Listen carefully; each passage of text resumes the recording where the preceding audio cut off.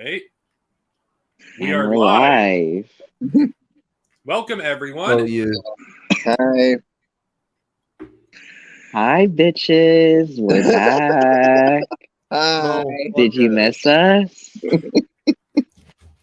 Damn it, the chat got so fucking Any quiet. smokers, car Probably the most hated group of people by certain people out Only right now. One viewers would understand. We're celebrating our spring break, bitches. Right. We came back. We came back to terrorize you all I mean, and have a fun time terrorizing all you fuckers. And also, what?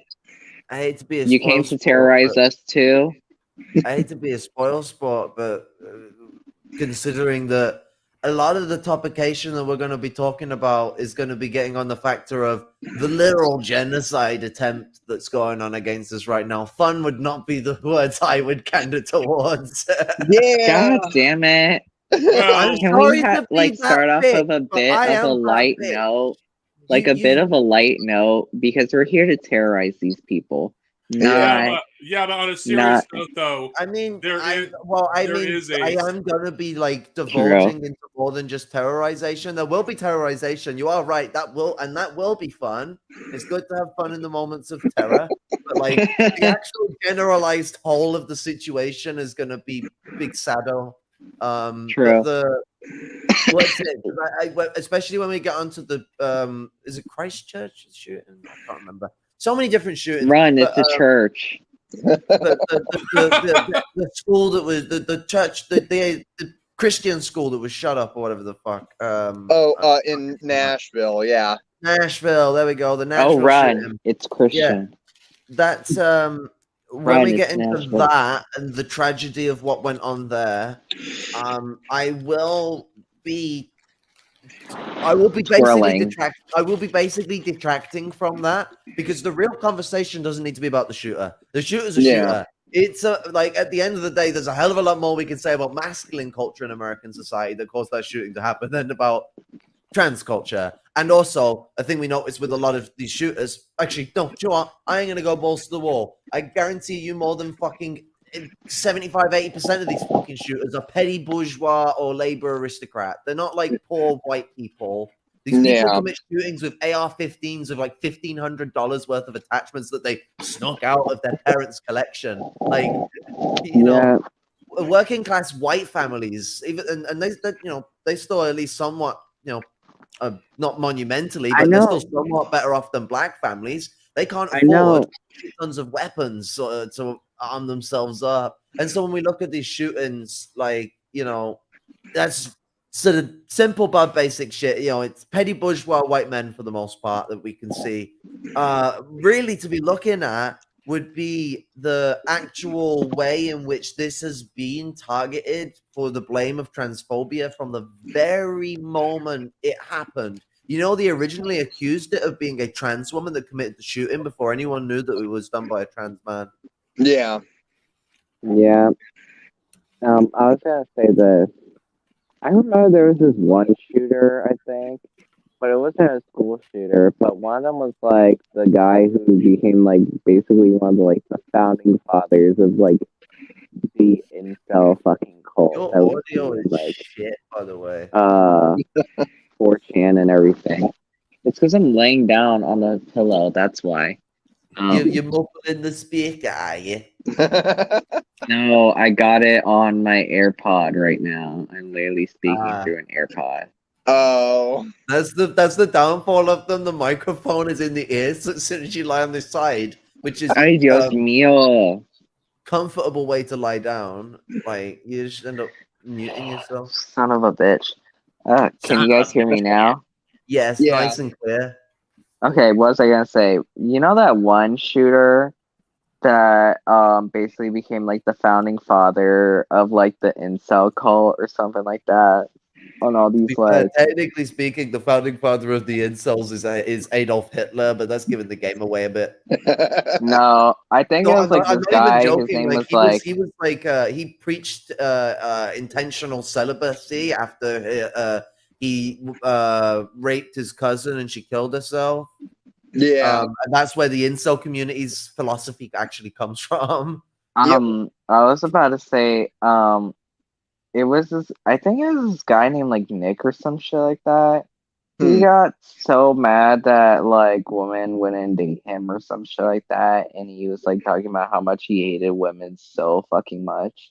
Then he basically went and took like this gun and basically shot up this fucking gas station and killed some women and then killed himself. And he has like Jeez. these like diaries and shit like that incels use as like their manifesto or some shit like that. Yeah, it's toxic masculinity has evolved incelism to be even more aggressive than it was 80 years ago. Nowadays, it's so much more aggressive because men have this belief that so the role of trans women is to steal the women away from them. It's them trying to get an advantage in the competition for ownership over women. They think Oh, it's men playing an especially A game rather than like there being more women. If they're going on about like if anything, it increases their chances of dating women if they're not to be bigots about it. Like if they actually think about it. But by being bigots, not only will they not ever date any of the trans women, but a lot of the cis women are going to not want to be with them either. Like oh, that you know might be what's the even reason why they're not funnier? getting any puss. Stop being a bigot. You know what's even funnier though? So you know, like Andrew Tate, whose ass is currently in jail and belongs Yeah. there. Fucking But pedo, you know fucking how? sex trafficker. So basically, he even said this. He said he made this scenario. He's like, "Would you take a bio woman who's like a 1, or this trans woman with a dick, like who's rated as a 10 or some shit like that?"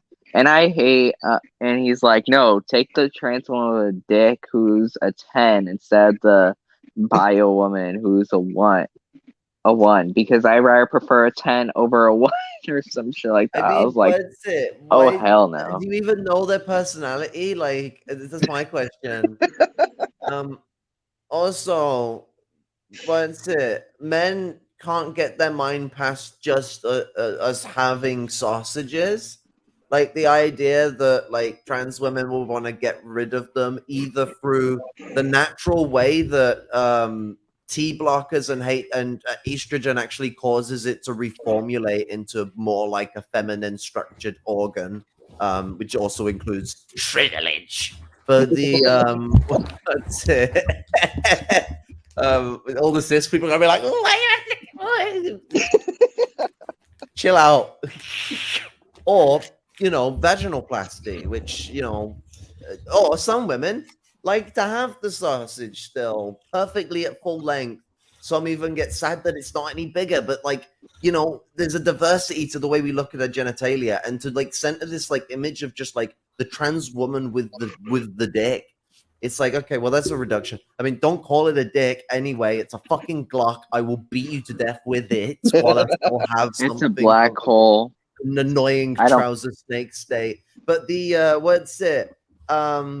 Fucking the it's a black hole of reasoning, because like the situation is you have this whole mannerism where these men whom fetishize women with dicks will stunt people's transitions in the first two examples I given of natural changes to the genitalia via transition or severage, or they will fetishize the natural changes via transition and prevent people from getting vaginoplasty for as long as possible so that it causes the atrophy in that area so they can fetishize it. Like, there is so much chaser fetishizism that's crazy. It makes me so fucking frightened to engage it's cis men on a sexual basis. So I'm just kind of like, yeah, no, it's not like 100% off the table, but like, holy fuck.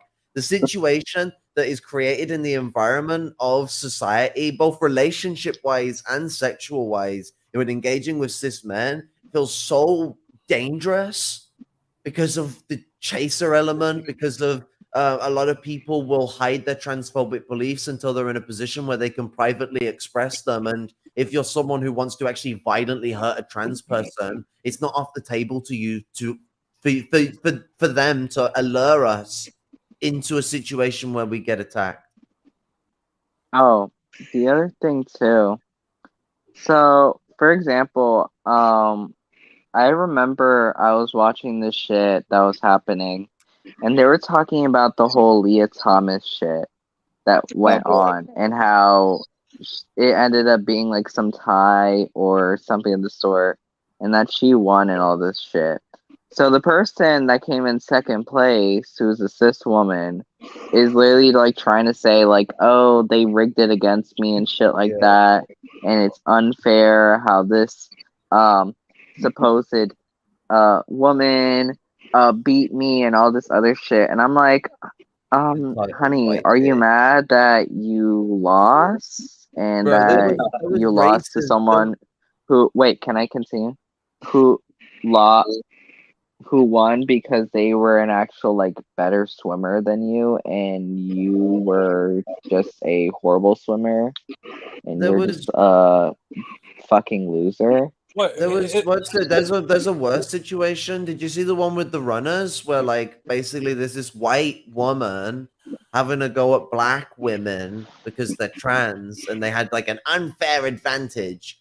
Like, oh my god, the vagueness of the Oh, argumentation is just so racist in what it's implying. Like, oh my god, transphobia and then racism have like so much in common anyway. I mean, like transphobia in the modern context comes from the Nazis, which was literally the accusation that Jewish people created trans people to weaken the white race. the other Googly, thing googly, too, googly. there was this other time where in the Olympics they were having to do this thing where basically they banned this track star who was South African, and she couldn't participate because supposedly her testosterone levels were too high. And Yes. so due to that test, she can't run and participate in the Olympics because she's not woman enough to be able to do it because her testosterone level is too high. We Honey, we she we is a had cisgender woman.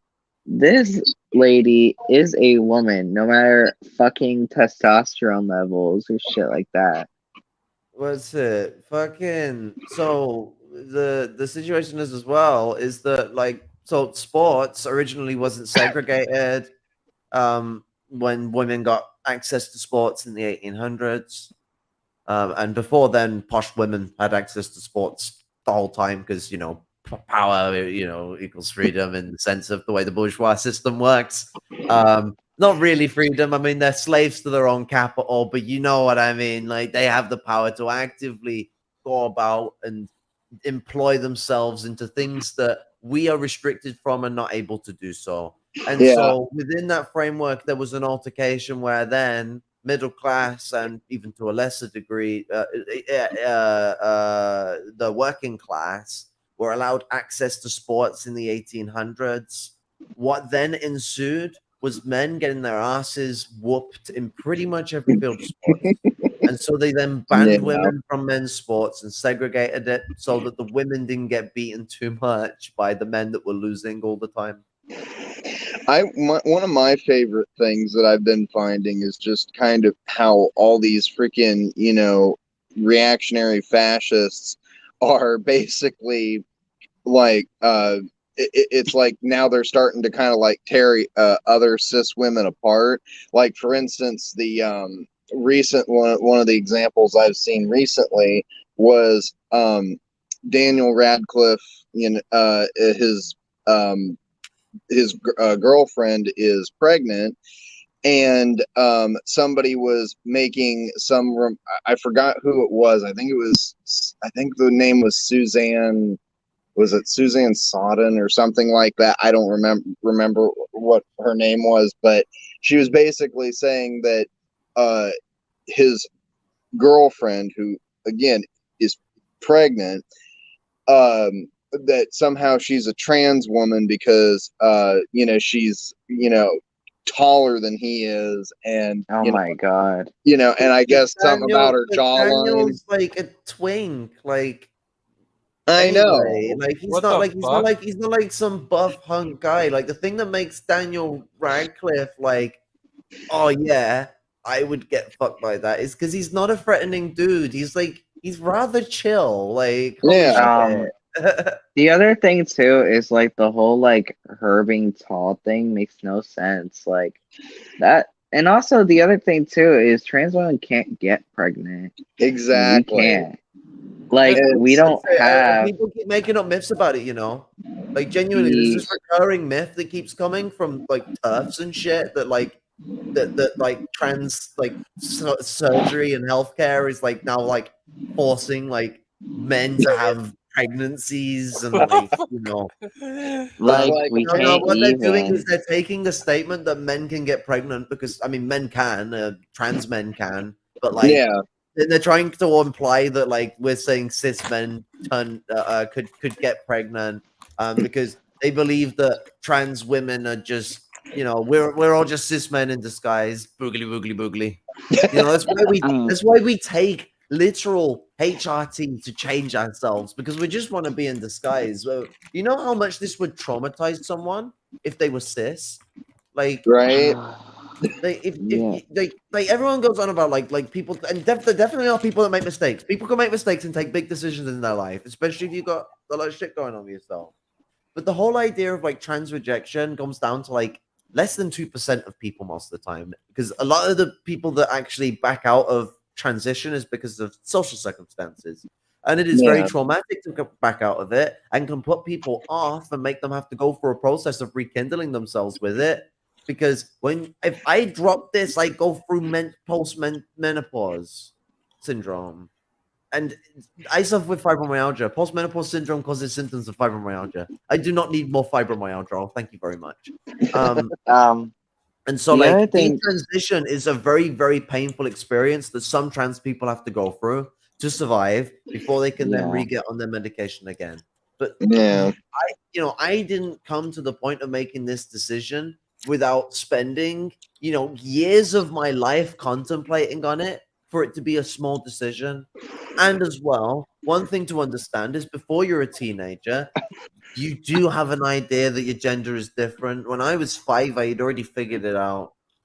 And whilst it was an in and out motion because of the toxic masculinity in my household, I did not actually, I refused to conform to masculinity until I was in my teenage years. And that's when I started trying to double down on it. And that's the period I would say I actually was behaving in a way where I was male. And that's the chunk of my life that is the most dead of it, where it's got that most masculine period. Yeah. My younger years is more confusing. Like that, I have to pass. I really am learning so much about myself that I've suppressed. And I don't know how to handle a lot of it, especially considering my memory is not as good as it used to be. But my teenage years were quite interesting though, because I kept having like on and off moments of realizing that I'm a woman, but like I kept then gaslighting myself and putting myself down, and like I just kept going through the motions. I mean, I threw away friends because me being friends with them was making me start to open up to the fact that I'm trans. Like yeah. it's not as simple as that. Like I didn't try and throw them away. If they kept speaking to me, I would have spoken to them, but I stopped engaging. Like I backed away, and that is in my own eyes throwing away. Like I am gonna kick myself to the fucking floor. Like even though I know they don't see it that way. So Oh yeah, let me mention this other thing which has to do with the topic we're also discussing and what people in our chat are also talking about. So the demonization of us and how we're supposedly like these like pedophiles and all this other shit, and these child groomers that are trying to take over the young kids' mind and turn them into transgenders. Mwahahaha. it's a literal preach to white genocide. So let me also like bring up the fact that I love how these right wingers always bring this shit up every single fucking time. But recently there have been literally next to none cases of us trying to do this shit. Recently, as of now, there has been reports coming from the Maryland Attorney General's office where they have found over 150 Catholic priests have found 600 cases of sexual abuse towards children in the Baltimore City area. Are you kidding me? But there's no mention of drag queens, as well. transgender, Yeah. transgender people, or anything of the sort. But literally, they're able to find 600 abuse claims in one city alone from 100, almost 150 fucking pastors. But no mention of drag queens or transgender people or gay people whatsoever. But they want to label us as that shit. But literally, they have churches that are literally like, what is it? The Catholic Church, which is the world's biggest sex trafficking ring in the world. Yeah.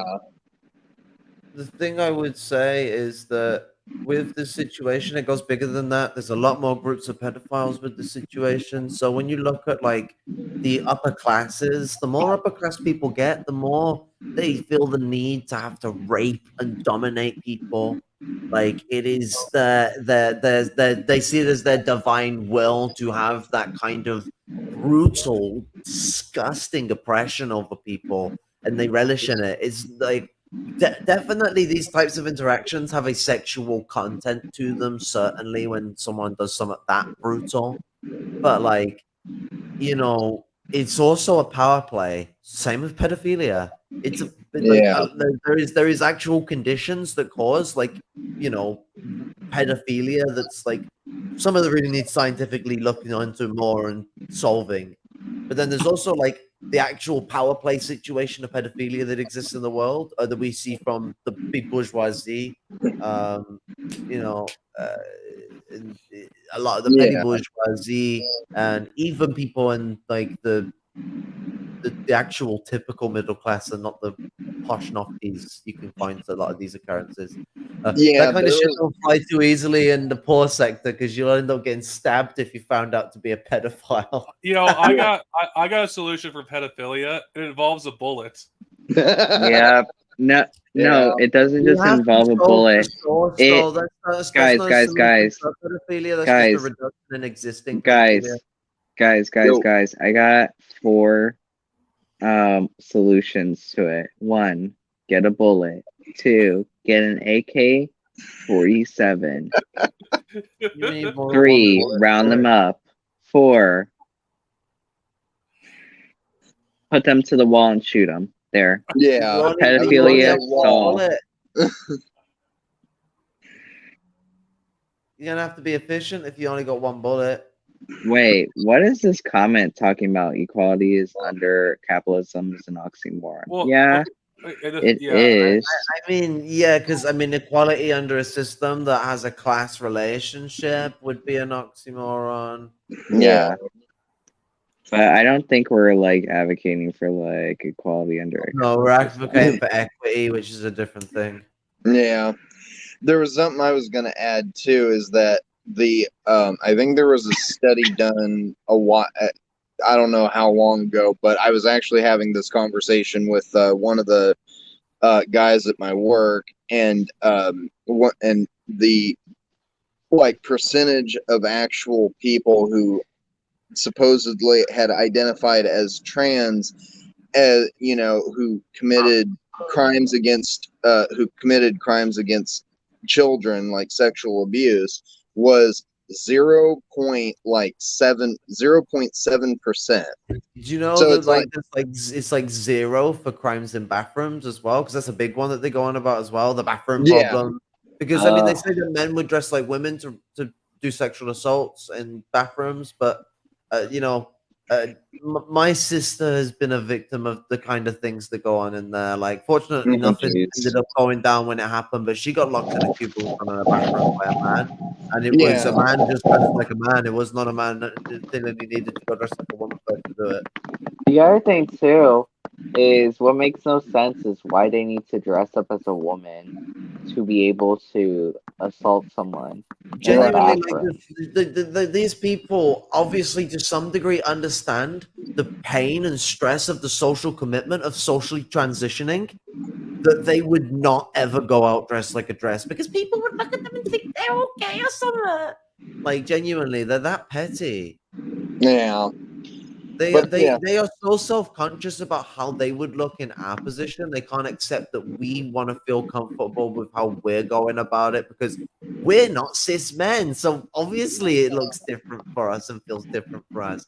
Don't look at cis women and go, "Oh, I want to dress like them." When you want to like not be a femboy and not be a trans woman, like if you're just a cis man that likes to wear your manly clothes, good on you. That's gonna suit you. It looks pretty piff. If you guys weren't part of this whole toxic masculine cultural society thing, we don't get on great. Stop the patriarchy, good on stuff. I'm being a fucking vitriolic bitch. I do apologize to like cis men allies, but like I have a right to be a vitriolic bitch. Fuck you. Yeah.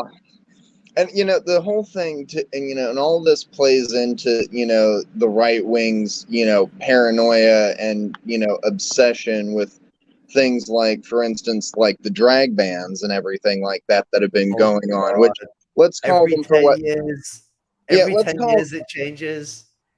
Yeah, let's call it for what it is, though.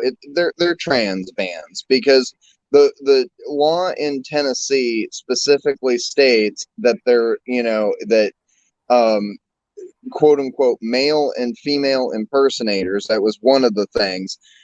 That was the actual one of the actual lines: male or female impersonators, and that Tricksters. right, and that they weren't basically any sort of like public display of these, of these, Yeah. yeah, of this sort of thing was basically illegal. So pretty much they made it so that a trans woman who is very much out in a dress, etc., can, literally be arrested for just walking down the street because it might because it might like, yeah, that somehow it might corrupt the children. Like, no. Yeah. Meanwhile, these Oh, fuckers. Um. Meanwhile, For these same example, fuckers I in will just put this Tennessee. point in there that like drag and trans has been synonymized a lot when they want to do drag bands, trans bands together. Because Yeah, drag every 10 years changes opinion. Every 10 years it's popular and not popular, popular and not popular. right. And then meanwhile, these same people in Tennessee, I think, if what was it, within the last year, there was some talk about them basically like lowering or completely getting rid of the age in which you can get married in Tennessee. And it's like, so it's kind of like, huh, so we want to bring child marriages back, but yet we're the problem. Okay. You know that like yeah. 14-year-old marriages already exist in Oh, several states, Oh and yeah, also, they like still several happen states in the still U.S. have legalized for arranged example, marriages as well. oh, So if you ever hear an American going like, "Oh, over in like India they have arranged marriages," blah blah blah blah blah, turn around and go, "Yeah, over in America they have arranged marriages." Yeah.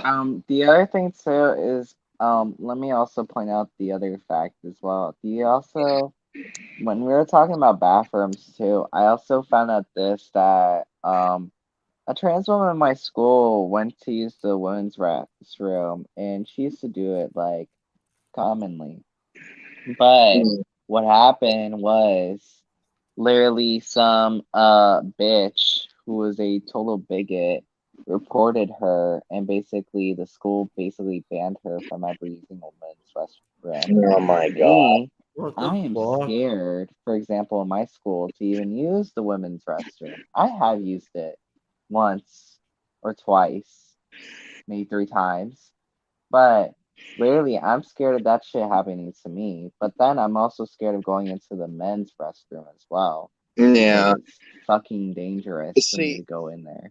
I have it really good at my work because we actually have a gender neutral bathroom that I'll go use. Plus, it's like right around the corner from the desk that I sit at all night. So like it's also just convenient. Um, but it's one of those things that if I have to choose between the male and female bathroom, of course I'm going to go to the female bathroom. And but this is also another thing that I've talked about before, and that's that even within the trans community, there's certain trans people, such as myself, that still come from a position of privilege. Like we actually there's certain trans women that live in certain areas or grew up in certain areas that you know have it a little bit easier than say because for instance I grew up in Northern California in a fairly liberal part of the of the state. I grew up in the San Francisco Bay Area, and then I moved to and then I moved up here to Portland a few years ago. So and Portland's also pretty damn liberal, and so it's one of those things where it's like I'm not saying that there's not bigots in each of those corresponding communities, but I'm just saying that most people shout them down, and for the most part you're pretty safe. Whereas, for instance, if I go to Florida or Texas or Tennessee, God forbid, I could be easily attacked, killed, arrested, for, just being myself. So I acknowledge the fact that I come from as a trans woman, that I come from a slight position of privilege compared to other trans women in other places. And definitely, yeah. And I would even say that even I come from even a position of privilege compared to even the people that live over in in the UK or yeah. Well, I mean, I'm just straight up in poverty, but what's it? And so that situation puts me in a complex one because I need to move town because I don't want to be anywhere near my transphobic family. Yeah. Fuck that. Get away so I can be open and out and not feel unsafe about it.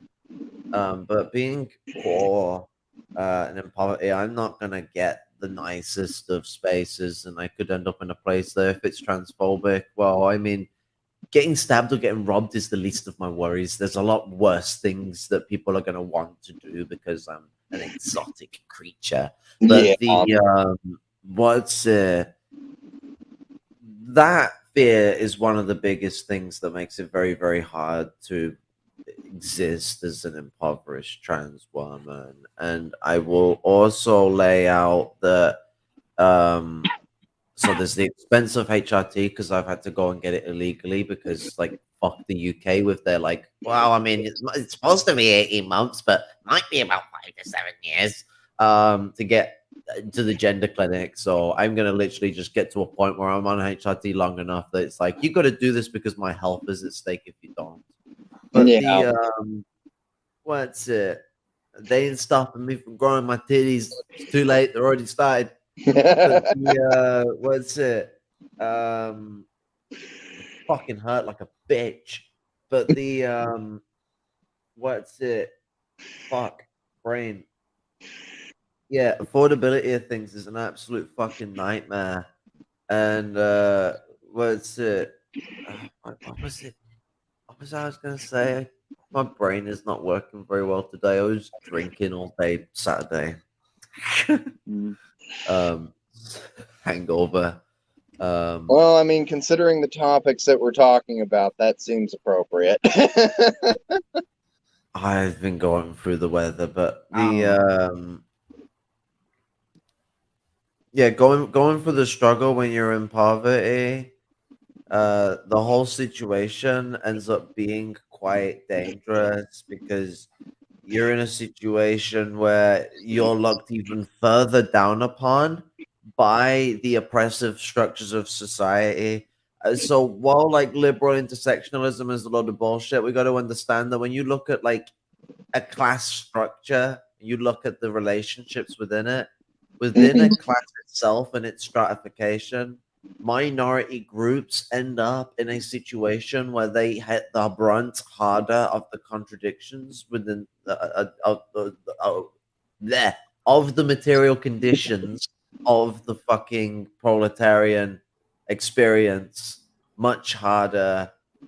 And so when you are, let's say, like someone who's a poor black trans woman, just as a definitely not specific and absolutely random example, you might be in the UK, the Canada, and the US.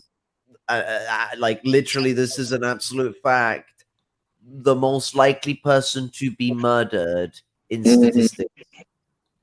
If you're a black trans woman, you're the most likely person to end up getting killed. So I mean, there's layers to this. I mean, you could eliminate the layers and just say, I mean, well, all of them are bigots, which is true, but like, there's layers to it. There's obviously going to be racism and transphobia intersecting with each other once again, because these things have a relationship because of the way in which capitalism relies on these oppressions to keep the proletariat in a divisive and broken state of function. Yeah. And that, you know, and like I said, there's one of, by no means, you know, do we condone, you know, what, for instance, the individual in Nashville did, and I'm not gonna play too big onto that individual, you know, himself. We're not even naming them, like they ain't worth it. Yeah, it's just basically what I'm just kind of saying. Yeah, basically what I'm just saying is that, you know, given all the conditions that we face and stuff like that, you understand why certain people are driven to such desperate means, and sometimes in this case, violent means. It by no means condones it, but it's one of those things where we, especially we as trans women, we understand that. And, you know, because, yeah, the way that the conditions are in the United States, and, you know, it even seems worse even over in the UK. It's just, yeah. I mean, the fears is that, like, you know, you're gonna be just attacked for being yourself when you're in a sort of more rough and tough area and situation where you don't know how to engage with your environment. And if you come from a domestic abuse situation from male perpetrators, like I have for 18 years of my fucking life, it stains with you and changes the way in which you can actuate and engage in the world. So for most trans women, it's the case of fear that we have to engage the world with. And what is the thing as well is that that fear ends up coming into conflict with something as well when you're in poverty.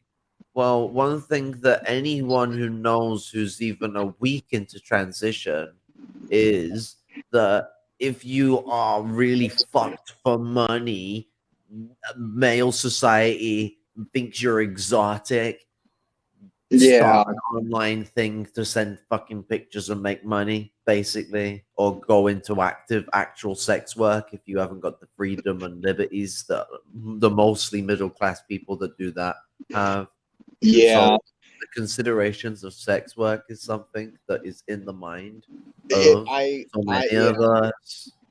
I would definitely agree that, yeah, that trans women are more susceptible, more vulnerable would be the right word, to going into sex work, being even forced into it in a lot of ways. I mean, there's a lot of, you know, trans women that I, you know, interact with on Twitter. Some of them are sex workers, and, you know, by all means, under capitalism, unfortunately, everybody's got to make a fucking living. But it's one of those things where it's just like, you know, it is sad that, you know, that so many feel that that's their only way of, like, actually sustaining themselves and supporting themselves. And yeah, so it's just and it's one of those things where it's like, you know, if it wasn't for my partner, I would not, I would not be able to live on my own. I'd probably be forced into something, like that. But, I'm thankful that I do have somebody that, that makes a shit ton more money than me. And, and it's, and in a lot of ways, it's kind of our dynamic is also kind of funny because kind of like I, one of the reasons why why so many people like fear and hate on trans people is because essentially we, challenge their ideals, their norms of what gender, of what the gender construct is, and so it's kind of funny because me and my partner is was assigned male at birth, is non-binary, and still presents fairly masculine, just, because that's actually how they're comfortable. But I think it's also funny because I'm also the super femme one, and so I like to do the cleaning, and I occasionally cook when I'm feeling like it, and I do the laundry. So it's kind of like we've got those 1950s like, gender norms and stuff like that, where they're the one that makes more money than me, so they're technically more of the provider, and I'm kind of more of the housewife. So it's like, it's like we're trying to get rid of these gender norms. Doesn't that mean that we should have got Right free into it. sandwiches or something with the No. start of this meal or something? No. If we're going to commit fully to the misogyny, where's the free sandwiches? I am definitely not like just really, really hungry now and thinking with my stomach, but like, Yeah. you could do with some bacon, lettuce, and tomato sandwiches, a BLT. Do you have BLTs in America? Because you can't go wrong with a BLT. Oh my wait. god, yeah. Can I also mention this like other thing? I don't know if we mentioned this part yet, but I think we also forgot to mention this part where there's like states that have been banning gender affirming care recently. Yeah. Yeah.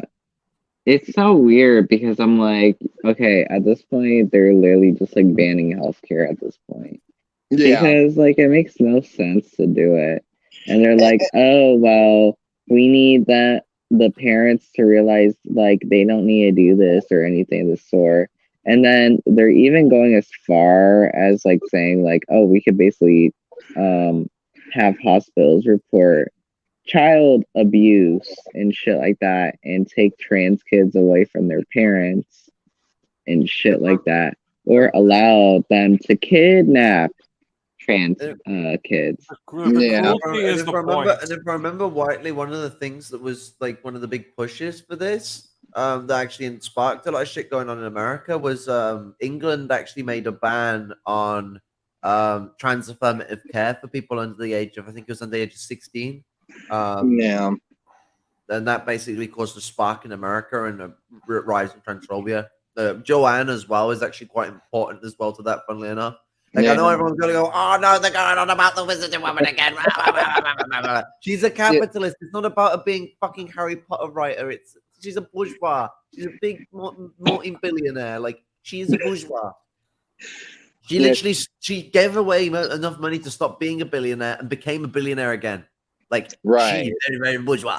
And so her power is obviously being shown here. And like, as much as buying things doesn't absolutely mean, haha, yes, I have awarded anti-Semitism or like whatever, it kind of does as well at the same time, because that's how she sees it. That's how her products are designed with those visions in it. And oh my god, that wizarding game, no, pirating it is so bad. It's literally just anti-Semitic hogwash trash. It literally has like the only trans character in it is transphobic. Like, genuinely, when we look at the cultural situation around trans situation, they are trying to not only legalize us, but they're trying to chastise us, terrorize us. They also try to use the media to demonize us as well. Yeah, and they're trying to turn us into a 2D object. For example, she even wrote a book where this serial killer is known for dressing up as a woman. Oh god. That dresses up as a woman and has been killing people and all this other shit. Well, now trying to perceive us as murderers. That trope goes back to the 50s. Yeah. It's literally a movie trope. It's not actually something that has a lot of data.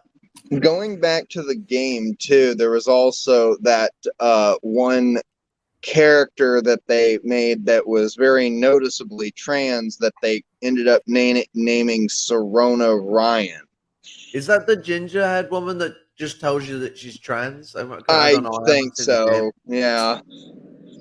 Yeah, apparently, all her job is to tell you she's trans and then run away. Yeah. Dark Synovia, you were gonna jump in there. There's literally any other game you could play that gives you a school-like experience or a wizarding experience. There's many games out there. There's no reason to play that trash. I know I've said it already. I mean, yeah, you want Harry Potter, but better play Fire Emblem Three Houses. There you go.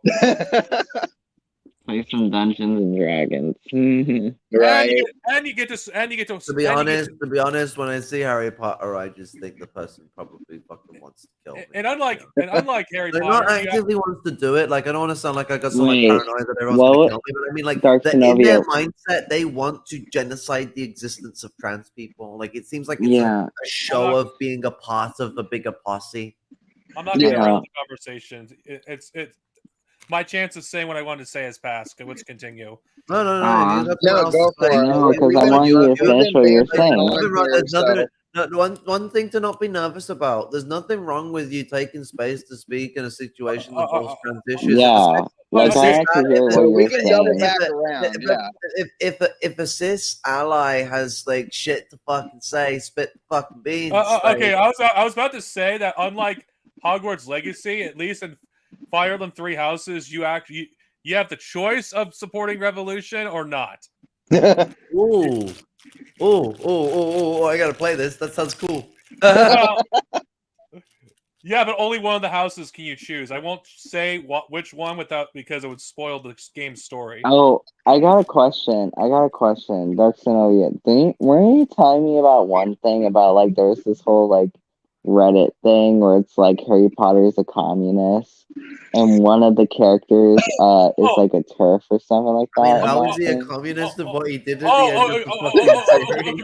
Okay, I think you're confusing the fan fiction that someone wrote. I think Harry Potter is a communist. By the way, the fan fiction is so bad it's good category, but it's better than Harry Potter itself. It's basically Harry Potter the Room.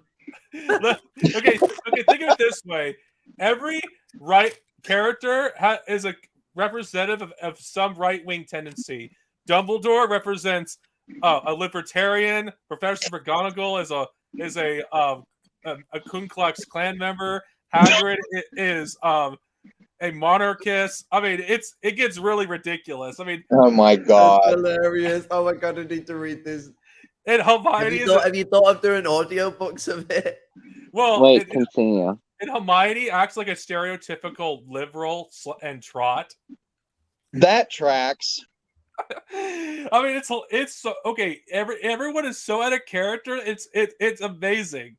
It's not meant to be taken seriously, though. It probably might have been written by a teenage ML. It's still hilarious in my opinion. Yeah. Oh, and for example, then there's like these book bannings as well, where they're banning books about like trans people and shit. Well, that shit is even crazy. I mean, they've been trying to say we're gonna burn books, but it's them that are getting geared up to burn books. The other funny thing I saw is there is this account saying "End Wokeness" and it's verified on Twitter. Saying fascism will come to America.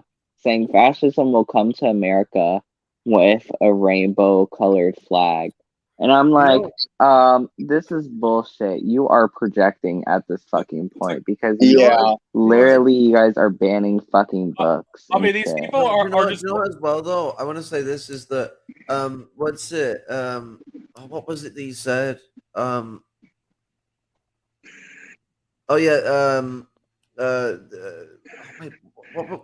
was it that you were saying about the people? Fuck, I had something to say that was off the back. They were saying something like fascism will come to America under the guise of It was the bit before that. They're projecting. No. Like the bit before that statement, like it was the corner point of your argument.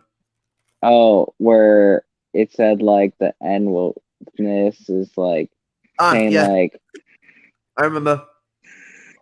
So wokeness is actually another situation where racism and transphobia intersect because wokeness is normally when someone says the term wokeness from the perspective of white supremacy, they're typically making a snarly expression of the term used by black people to express a sense of understanding of their relationship in the caste system of America. Yeah.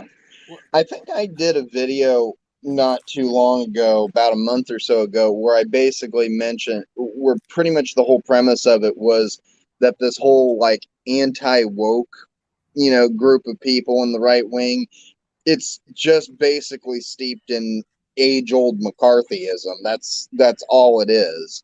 And it's just, it's the same bullshit that, the same fascist rhetoric that has been pandered for, decades, if not, even centuries, technically. I would actually look. I looked the Nazis on it, to be honest. oh, The what was I Nazis also in gonna? the 20s before they had the foothold to actually start causing many massacre. The Yeah. other thing too is the whole like woke shit thing is like it makes no sense because one time I was watching this interview and saying like where they asked this conservative author who wrote a book about wokeness and all this shit basically couldn't even give a definition of woke whatsoever.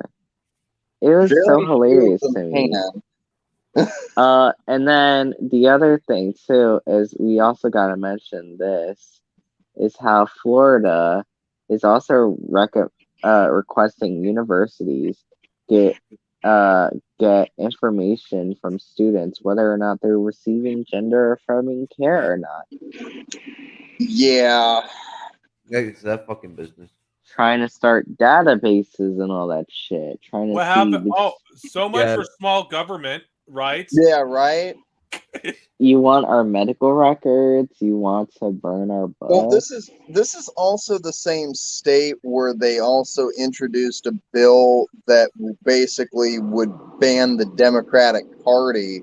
So let's like the people like Florida Republicans that are not they're not hiding it. Well, most Americans. I mean, what's Yeah, it? The Don't Say Gay bill was the show of that. I mean, yeah, the bill wasn't even about not saying gay. It was a lot more than not saying gay. right. Actually, the media spreading it as the Don't Say Gay bill rather than calling it what it is one of the biggest problems with it, and that is that it was not just a homophobic bill; it was a transphobic bill. They were trying to Right. synonymize the education of LGBTQ as being gay. And let's be pretty fucking honest. Even when homophobia is fucking about the when we look at the LGBT, we look at like exception, like lesbians and trans and queer people are absolutely on the short shift compared to bisexual people and homosexual people. Like bisexual people get discriminated in this way that still offers them a sense of exception though for one side, and that's at least you're still X or at least you're still Y, depending on if you're Y or X the other way around, because they want you to match the opposite twinkie or whatever. But then like for homosexuals, like there is like a sense of like both on the side of the conservatives with the weird twisty ways they do it, where they will abandon them every now and then, but they basically use them as a tool to show like, oh guys, we're not really that homophobic. Just like the way they do it with people like Caitlyn Jenner to claim that, well, we're not transphobic, all lying about us. Look, I'm best friends with Caitlyn Jenner. Who's like an enemy of the trans community, even though she's trans herself. You don't have Yeah, to be they always use their one like trans representative to be their spokesperson to repeat all their horrible shit and use them to attack us and all this shit. like Yeah. Caitlyn Jenner and Blair White.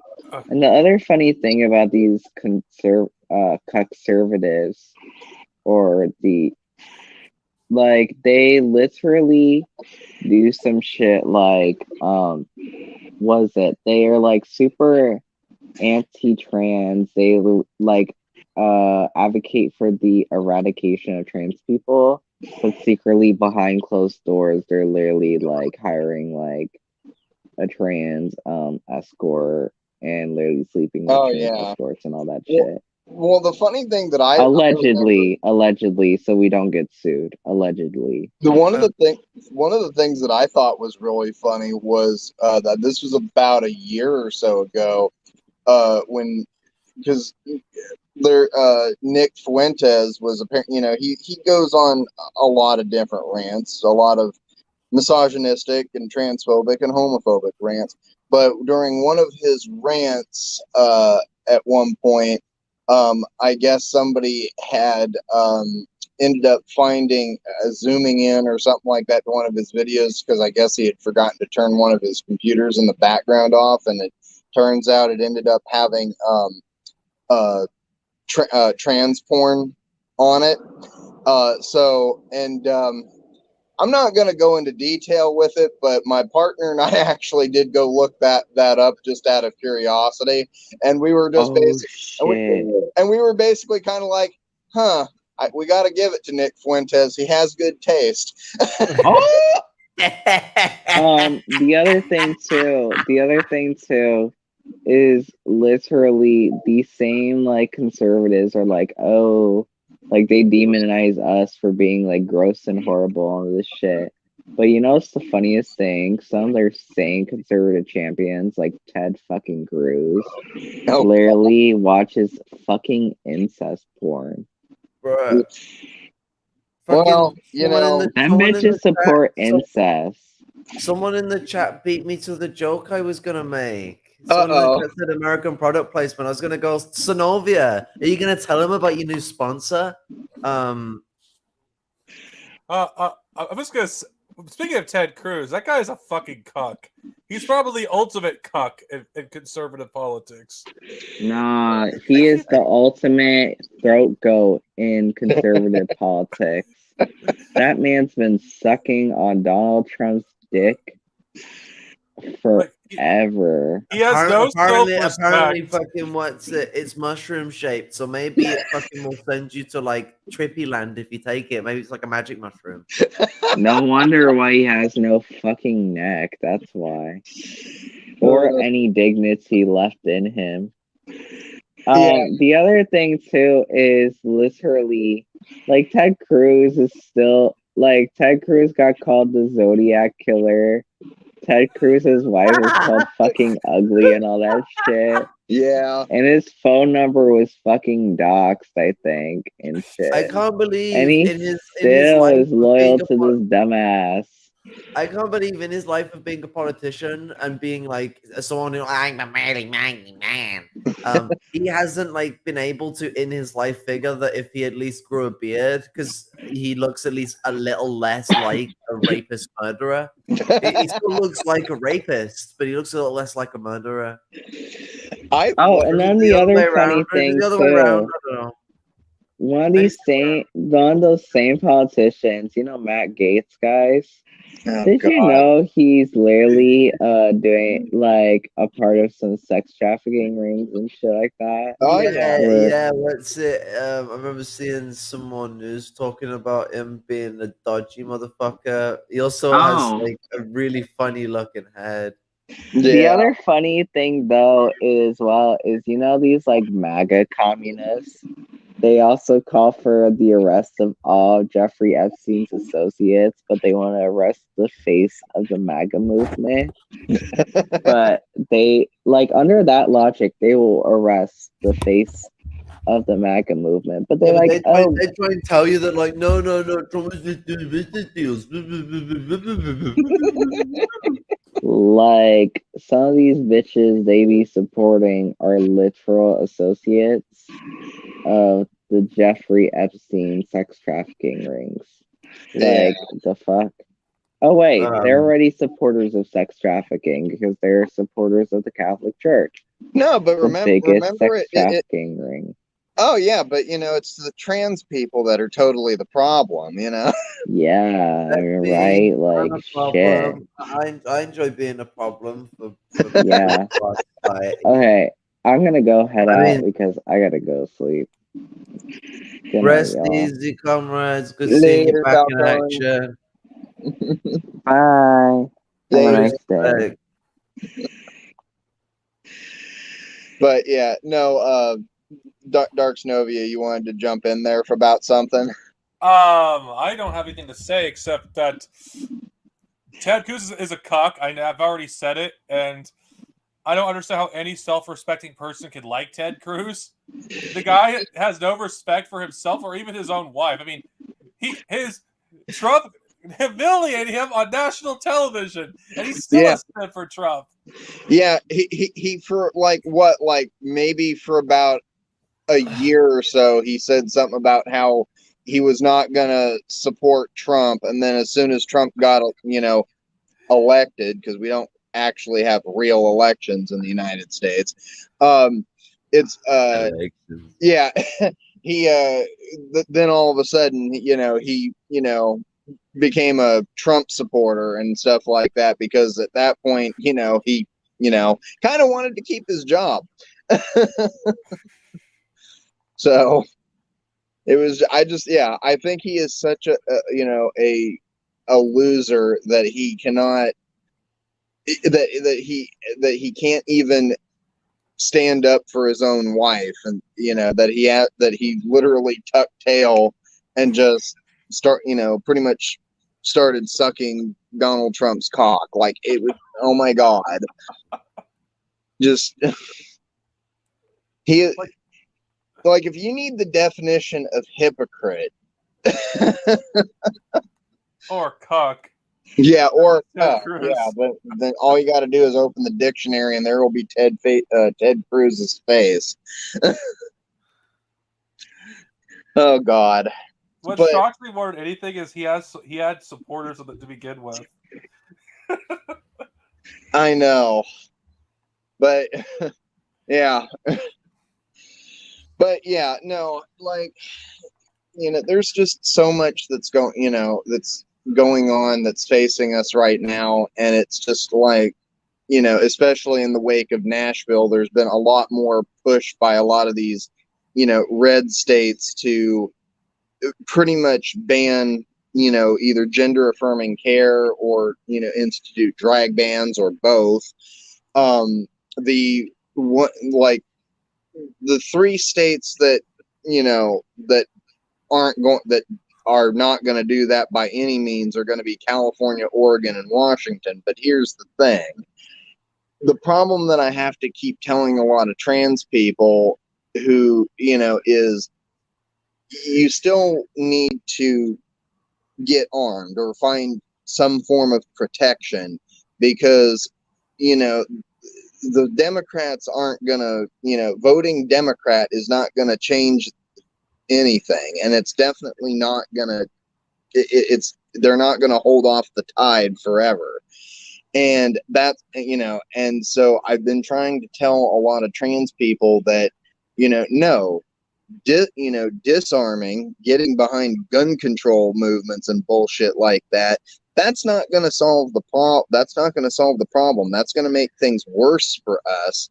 We need to actually be arming ourselves and actually, preparing for, for the fascists to come, because, I would base it, as I have stated before, I would rather die a martyr for my cause than, die in chains or in the chamber.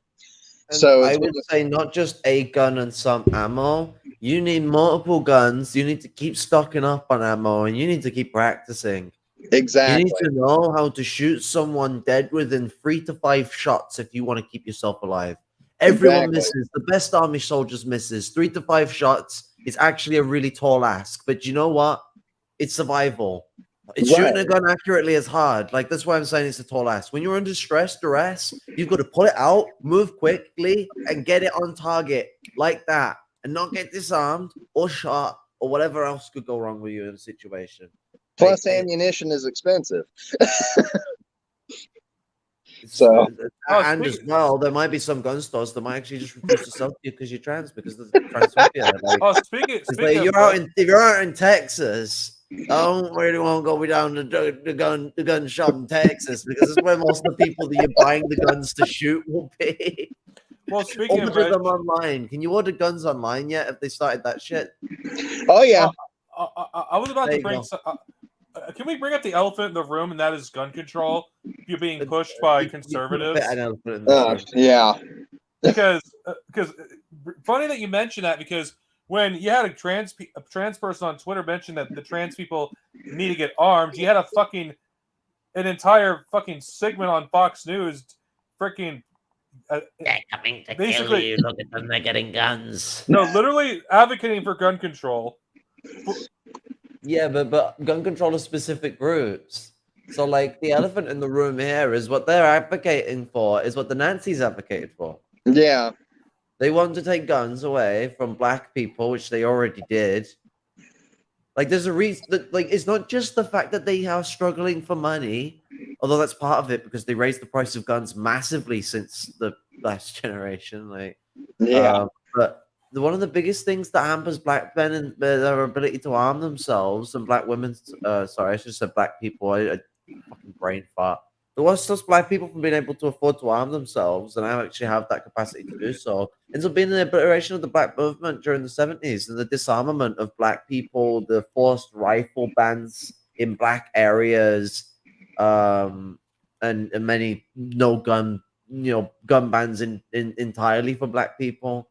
When the Reagan era massively cracked down on the Panthers, what was left of them, and the Black Liberation Army, which was carrying the torch at that point in time, but were also going through their own problems, because nothing's simple in the US of A.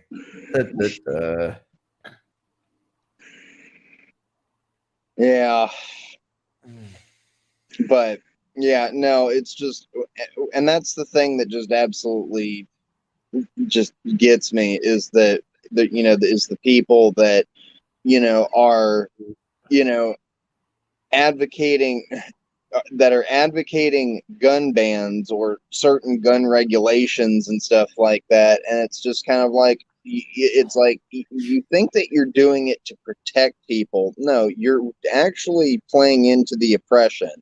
All you're doing is making it harder for people of color and gender and sexual minorities to defend themselves. You're making it insanely hard for them to do that, and it really gets me when there's these liberal trans people that are talking about, it's like, well, what we need to be doing is disarming. No, what we need to be doing is actually arming. The very exact opposite. We need to actually protect ourselves. It comes from the privilege that petty bourgeois white trans women have, and as well for trans men literally have to pass, which they pass so easy. I've not actually seen a trans man that doesn't pass.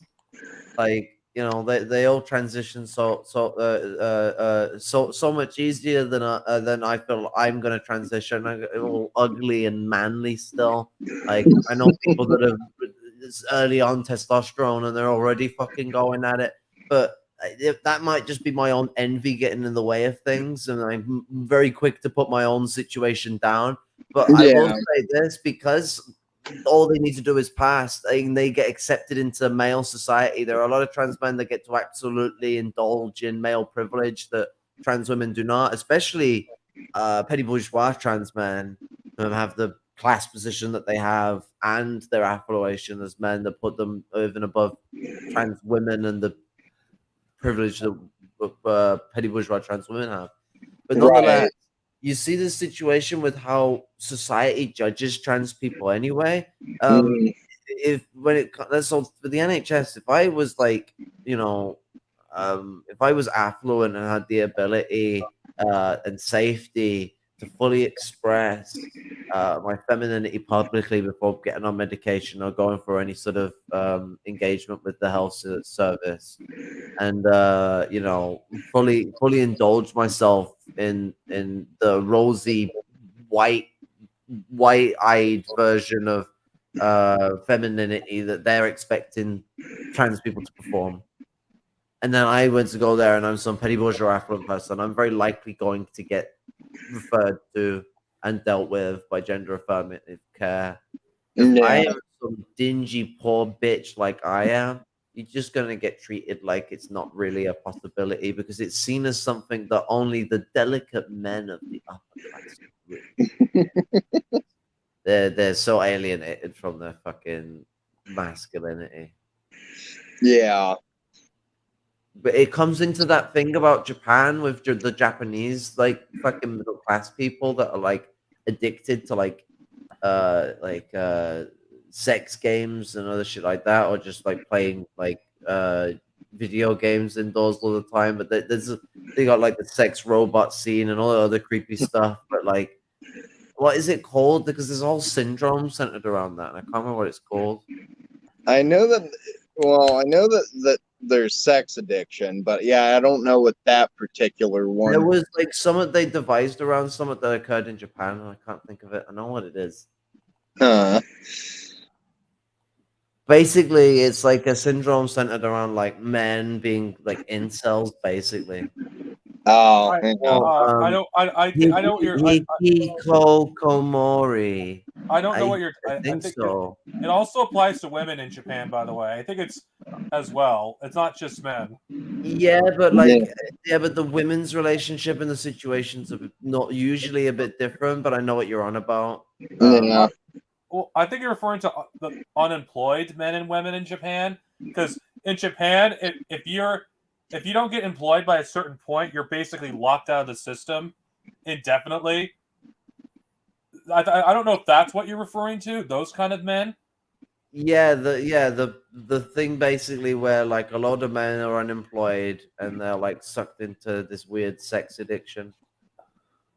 Yeah. Where they think they have like an entitlement to an object of women, and in many cases children. This is something that's actually led to Japanese companies and American companies working together to create sex fucking androids, including also dolls for pedophiles, which is exactly what that implies. Oh, and Yeah. dogs for like animal files. Yeah.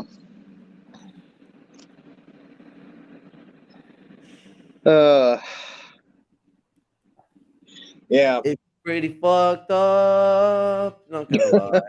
I mean, Yes, just the it is. sexual robot thing itself alone, like, I mean, like, sex dolls and all that are fine, but I mean, there is a bit of a creepy element to it sometimes. Like, Well, you know, yeah. I mean, if you're gonna use a sex doll and you don't pick someone funny to fuck, what are you even bothering with? Like, obviously, someone who's hot, but someone who's also funny.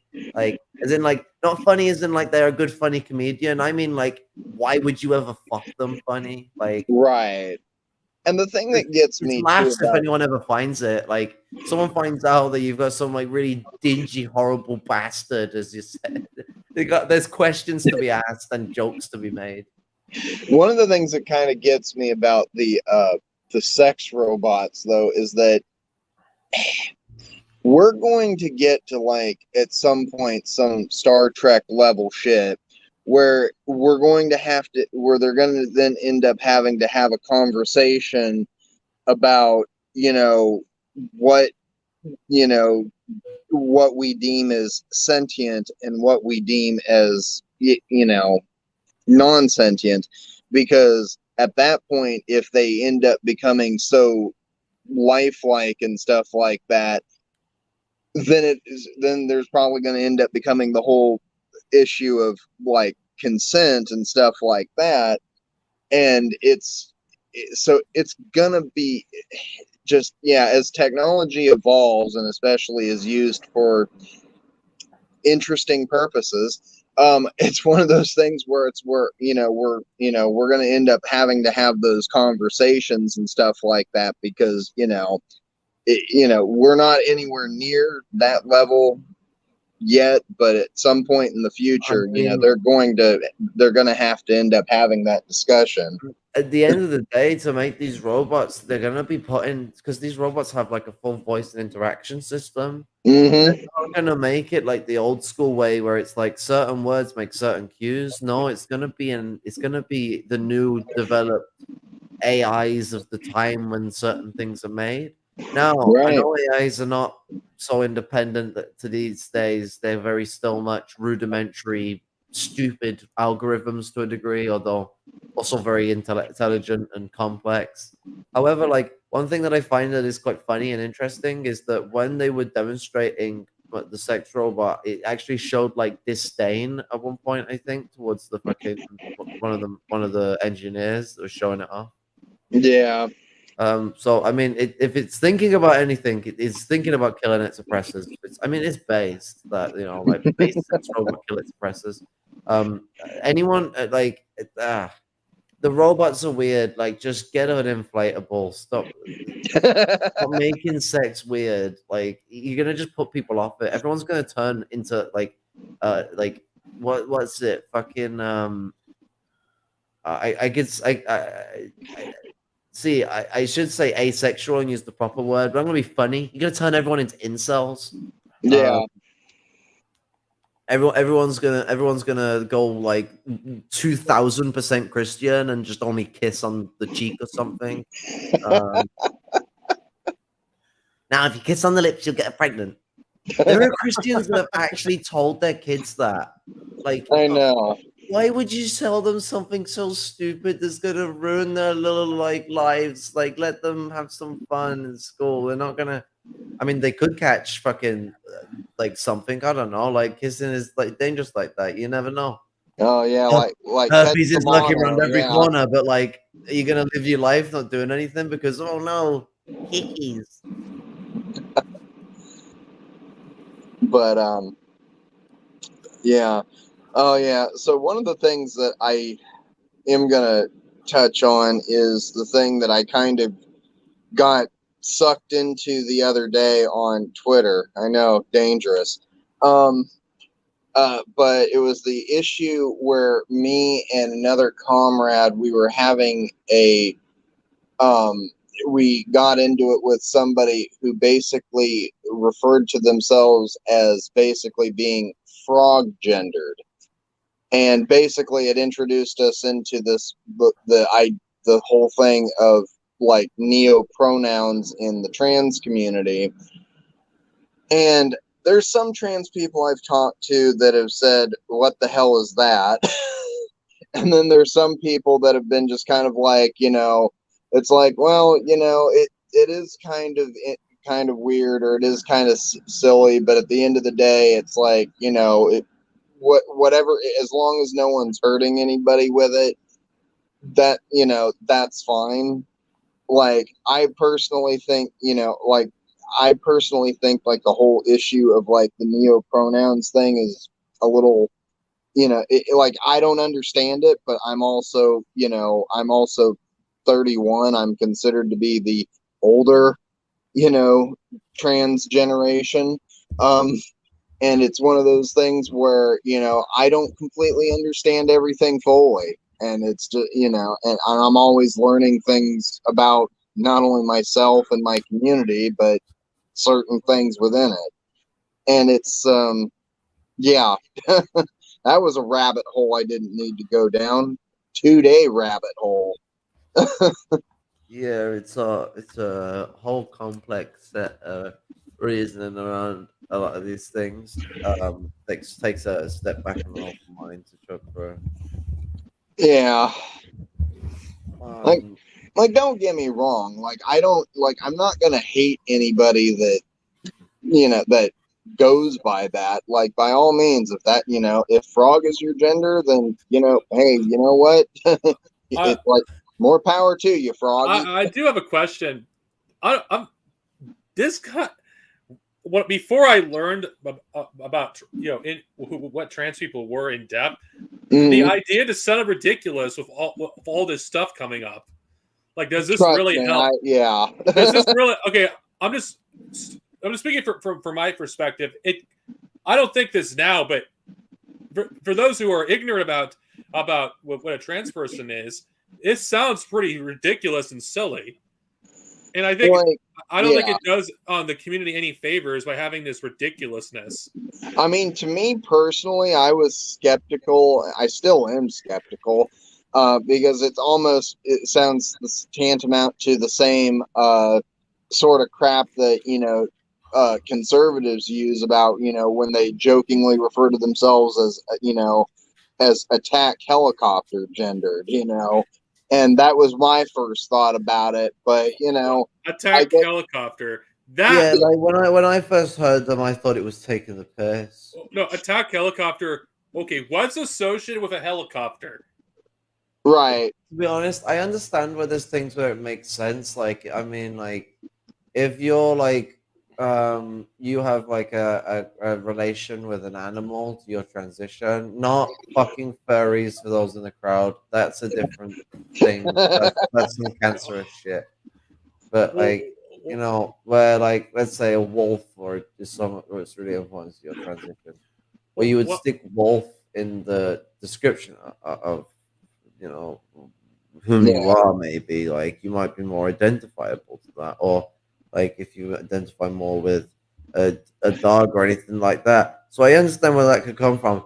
I'm not to say that I'm very fond of it. I think it's like really confusing and hard to keep up with, because you're basically like I want like having to be put in a situation where you would have to be explaining to someone Yeah. um, like your pronouns every time they use the wrong pronouns to try and or trying to at least get them to use they is just going to be so exhausting.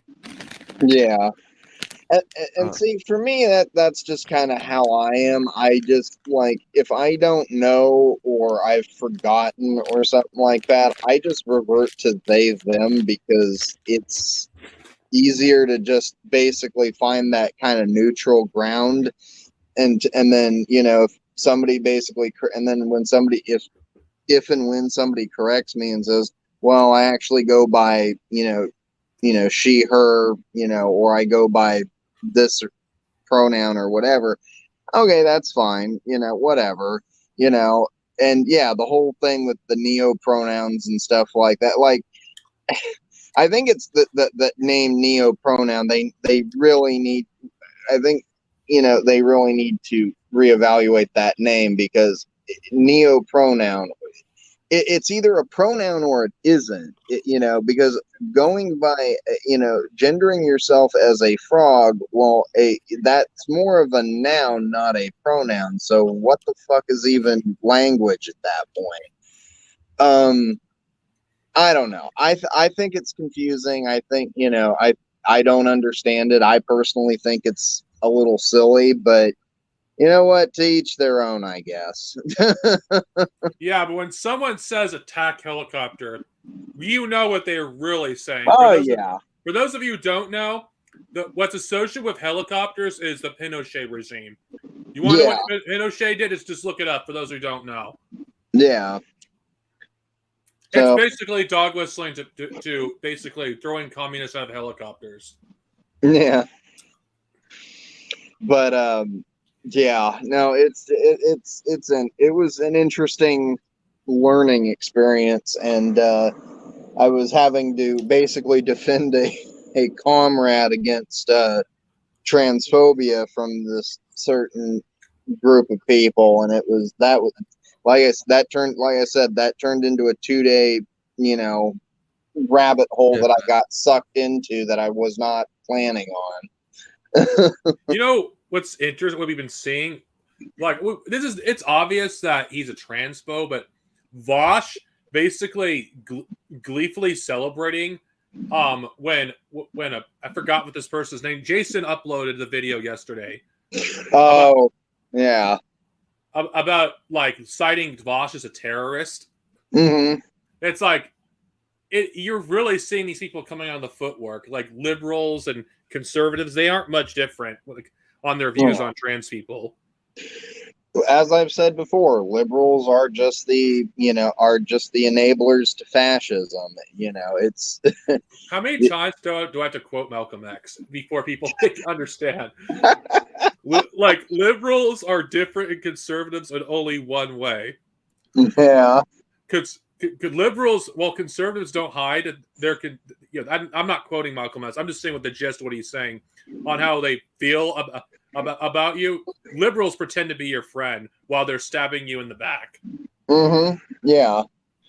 Oh, trust me, I know. There's plenty of people that I've known that are, they talk a lot of shit about, I support you, I accept you, I'll fight for you. It's like, okay, then actually do it. Don't just say words. I need to see action. It's like, like a friend I've known for over 25 years. We had a heated discussion. But this is back when the Wizarding game was new. Oh God, because he was sympathetic to the streamers that got harassed. It's like what the what the fuck? I even explained to him that I'm just gonna throw out on a limb here. No, this is not unknown to anyone here. I don't care about what happened to the streamers because what they've experienced. I explained this to my friend. Was a fraction of what the LGBTQ plus community experience every day, right, on and offline. I literally told people that if they really desperately wanted to play this crappy game, pirate it. Find ways around it that don't involve giving that transphobic bitch money. But at the same time, just don't play it because it's a crappy game. It was rushed through. It was, it in a lot of ways, it reminds me a lot of how, don't get me wrong. I love the Fallout series. My partner is addicted to it. And it's I love it to death. I mean, very obviously, I have the NCR Ranger beret, but it's one of those things where the way that how crappy that game, that the Hogwarts Legacy or whatever it was made, reminds me of kind of the excruciatingly, asinine timeline that the people at Bethesda had to put the Fallout games out, and that was why there was and that's, well, not the only reason, but that's part of the reason why there was so many glitches and stuff like that in a lot of those games.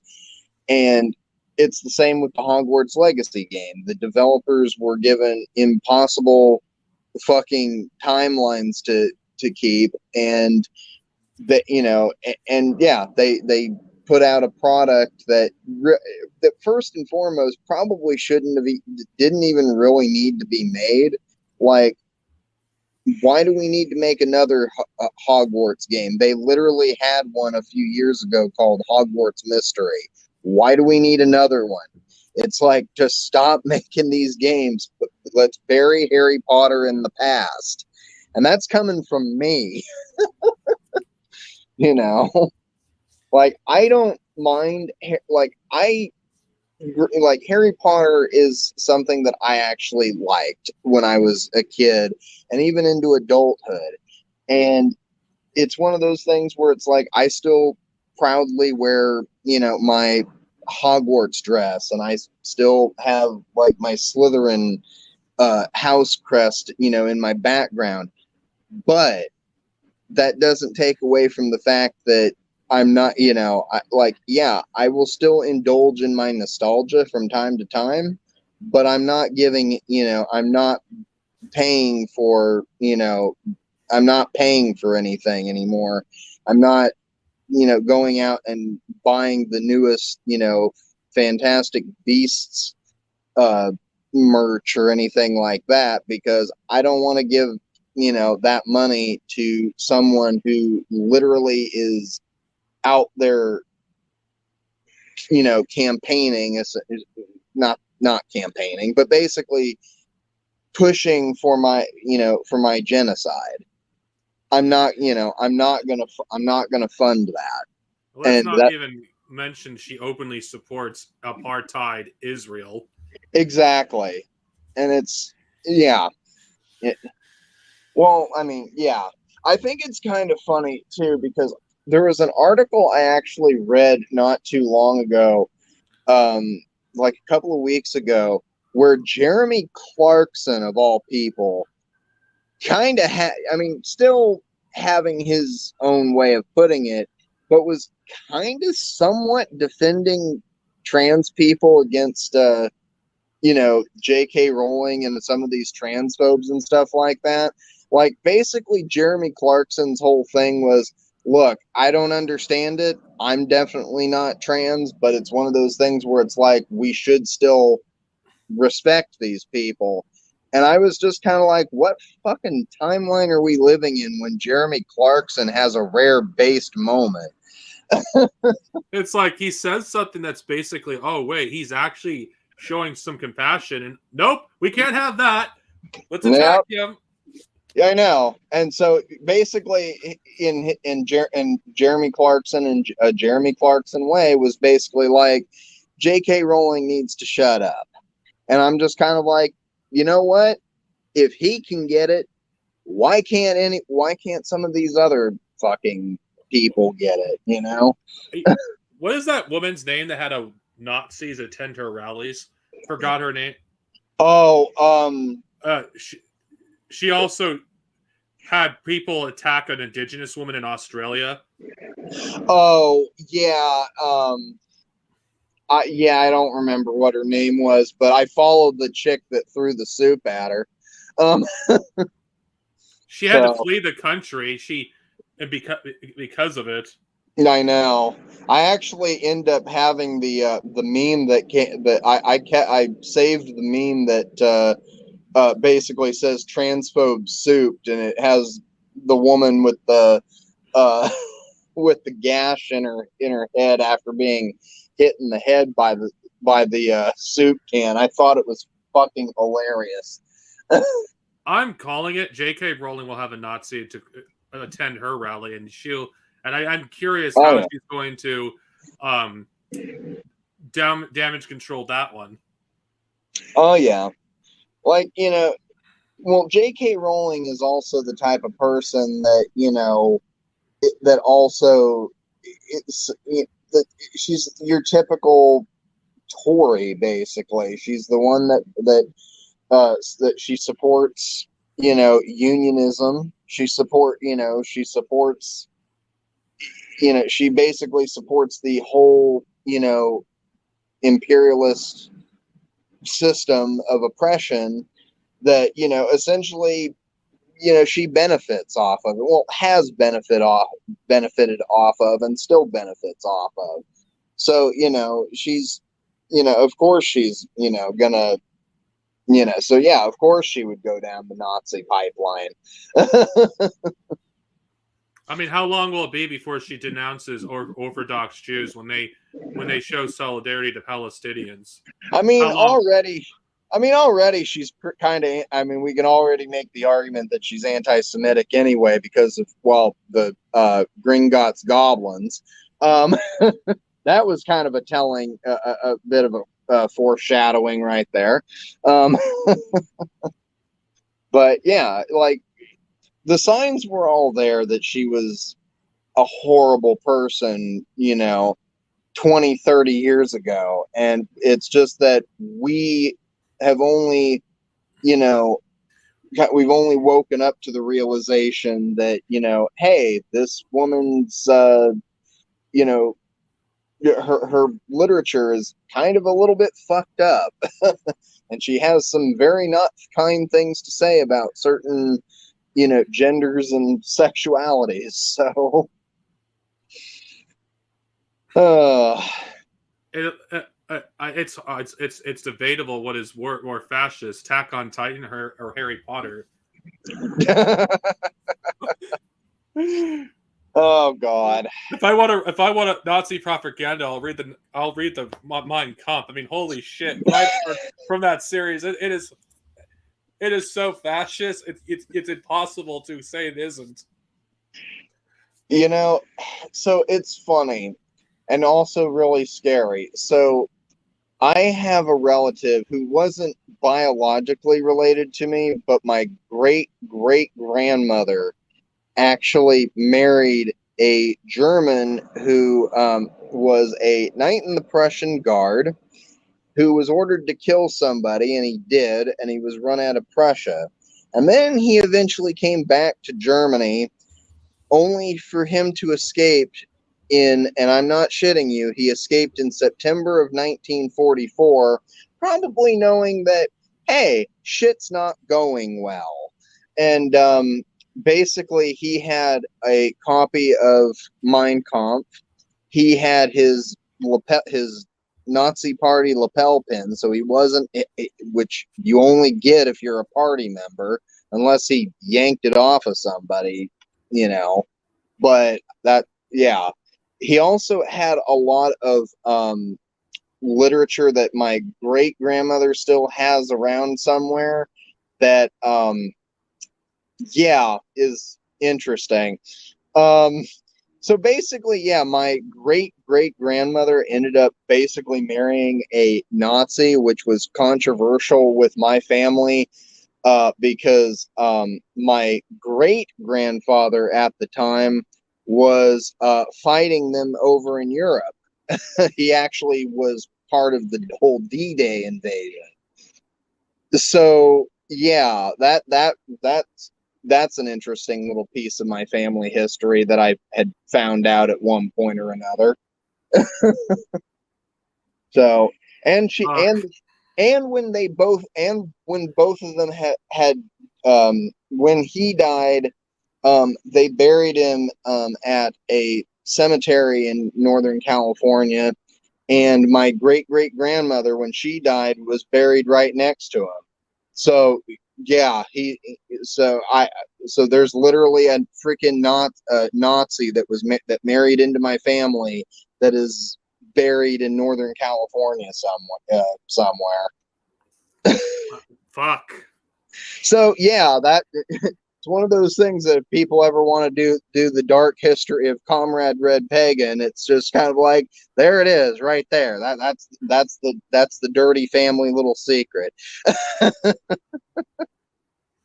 So, but it's funny because my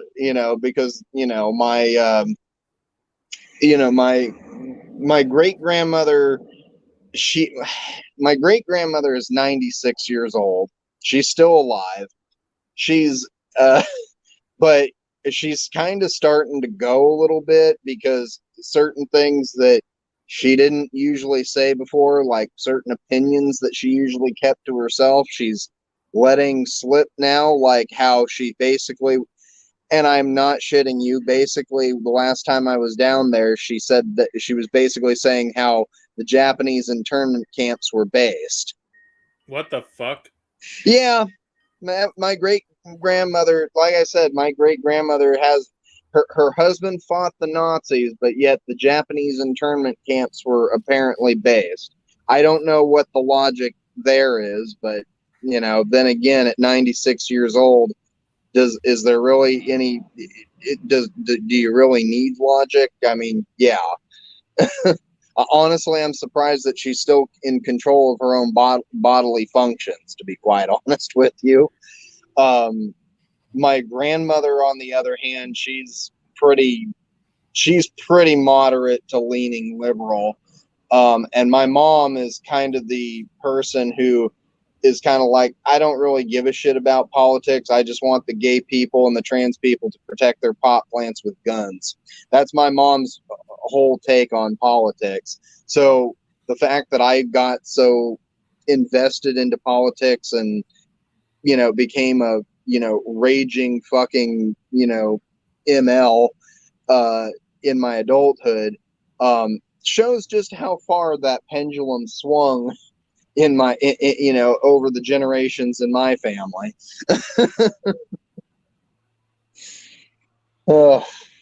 I'm ignorant about my family history, unfortunately. I know very little. Yeah, in some ways that can be a good thing, because when you start digging, you end up finding things you really wish you hadn't.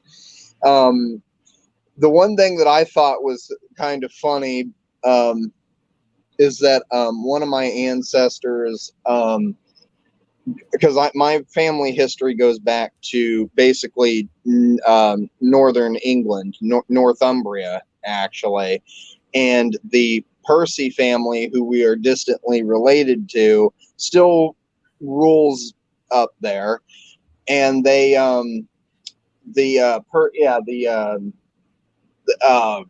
I get one of my ancestors was actually hung with Guy Fawkes during the the gunpowder treason. So that's it. That was fun. And then I've continued to trace my family lineage, and the long story short, I ended up finding out that I'm actually a distant relative of Duke Rollo of Normandy, who, if anybody is familiar with that historical character, he was originally a Viking that converted to Christianity and ended up becoming basically the first Duke of Normandy, pretty much, or Earl of Normandy, or whatever it was back then. But which is kind of interesting, considering that my religion, that I'm a practicing Norse Celtic pagan. So it's I tell people all the time, I'm like, this explains why I always felt a strong connection to Norse mythology and stuff like that, because of my ancestry. There is one thing I do know about one of my ancestors. It was on my father's side. He fought in the Confederate side of the Civil War, but that's all I know about him. No, my partner is actually a descendant of Robert E. Lee. Oh shit! And the irony is that my partner is an anarchist. So, not even shitting you, my partner was well, they put it back under the table now, but they had their own shield and they have their helmet and stuff like that, because they actually participated in what we call here the Battle of Portland. That was during when the Homeland Security was sent in during the George Floyd protests. So my partner was actually on the ground and had been, had tear gas shot at them, had nearly had a one of those rubber bullets that grazed right by their head, it missed them by a fraction. So Shit. yeah, my partner's basically has what is almost tantamount to battlefield PTSD because of that. So yeah, the fact that they're an anarchist, it's okay, I can deal with that. They deal with the fact that I'm an ML, and we have discussions and stuff like that a lot of the time, and no hate to my to any of the anarchist or ANCOM comrades that we've got out there, but it's one of those things that they can be a bit of an annoying pain in the ass every once in a while, but you know what, it's you're still my comrade, so whatever. And I'm sick and tired of the disrespect anarchists are getting. I'm really sick of it. This I is know. one of the things that caused me in Be Liberal to have a fallout, by the way, is because I had more respect for the anarchists who are on the street than terminally online Marxists. Hmm. Yeah. I mean, there's certain anarchists that honestly kind of deserve it, but then there's also a large community of them that just kind of want to be left alone. They don't, they're just, which is kind of their whole shtick anyway. It's the whole point of being an anarchist is, hey, we want everybody to be left the fuck alone, to do what they want and live, and live without oppression or debt or class division, etc. That's their whole thing. So Whatever happened to no investigation, no right to speak? right. Oh God. I guess we lost Stoned. I guess Stoned Soviet got too stoned. She's asleep, actually. Yeah, I kind of figured she was falling asleep. I normally do my streams at 9 p.m. Actually, I don't do them usually as early as I'm currently doing them. I'm doing it to accommodate your schedule. Honestly, yeah, it's one of those things where it's like, we could have done it earlier or later, but it's one of those things that I know that I really wanted to get Kara into one of these videos and stuff like that. So the fact that we were still able to have her and Falcone on at one point or another was still, I think, was great. One of the reasons I didn't speak for the giving of the stream because I didn't know how long Falcone had, and I didn't want her to not have as little time as possible.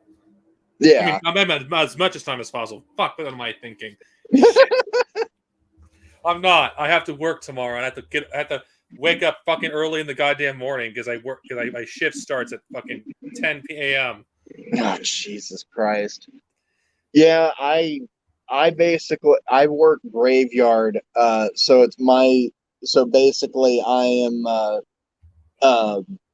I work midnight to 8 pretty much, and so I basically came home and I kind of tried to get I basically got a few hours of sleep and stuff like that, but yeah, basically my Sundays I just kind of try to leave open for like doing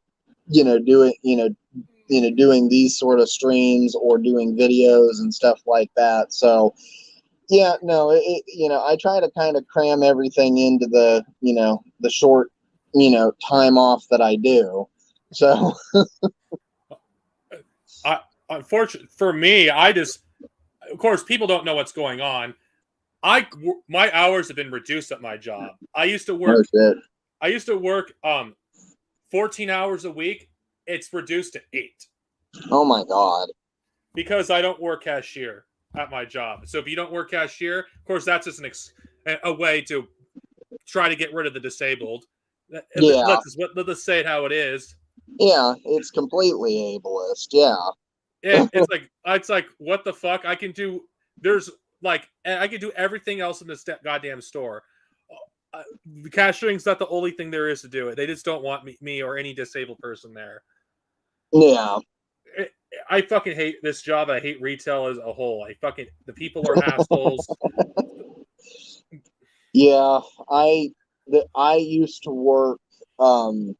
I used to work at a pizza place for a year, and then I worked at Ross for a year. And honestly,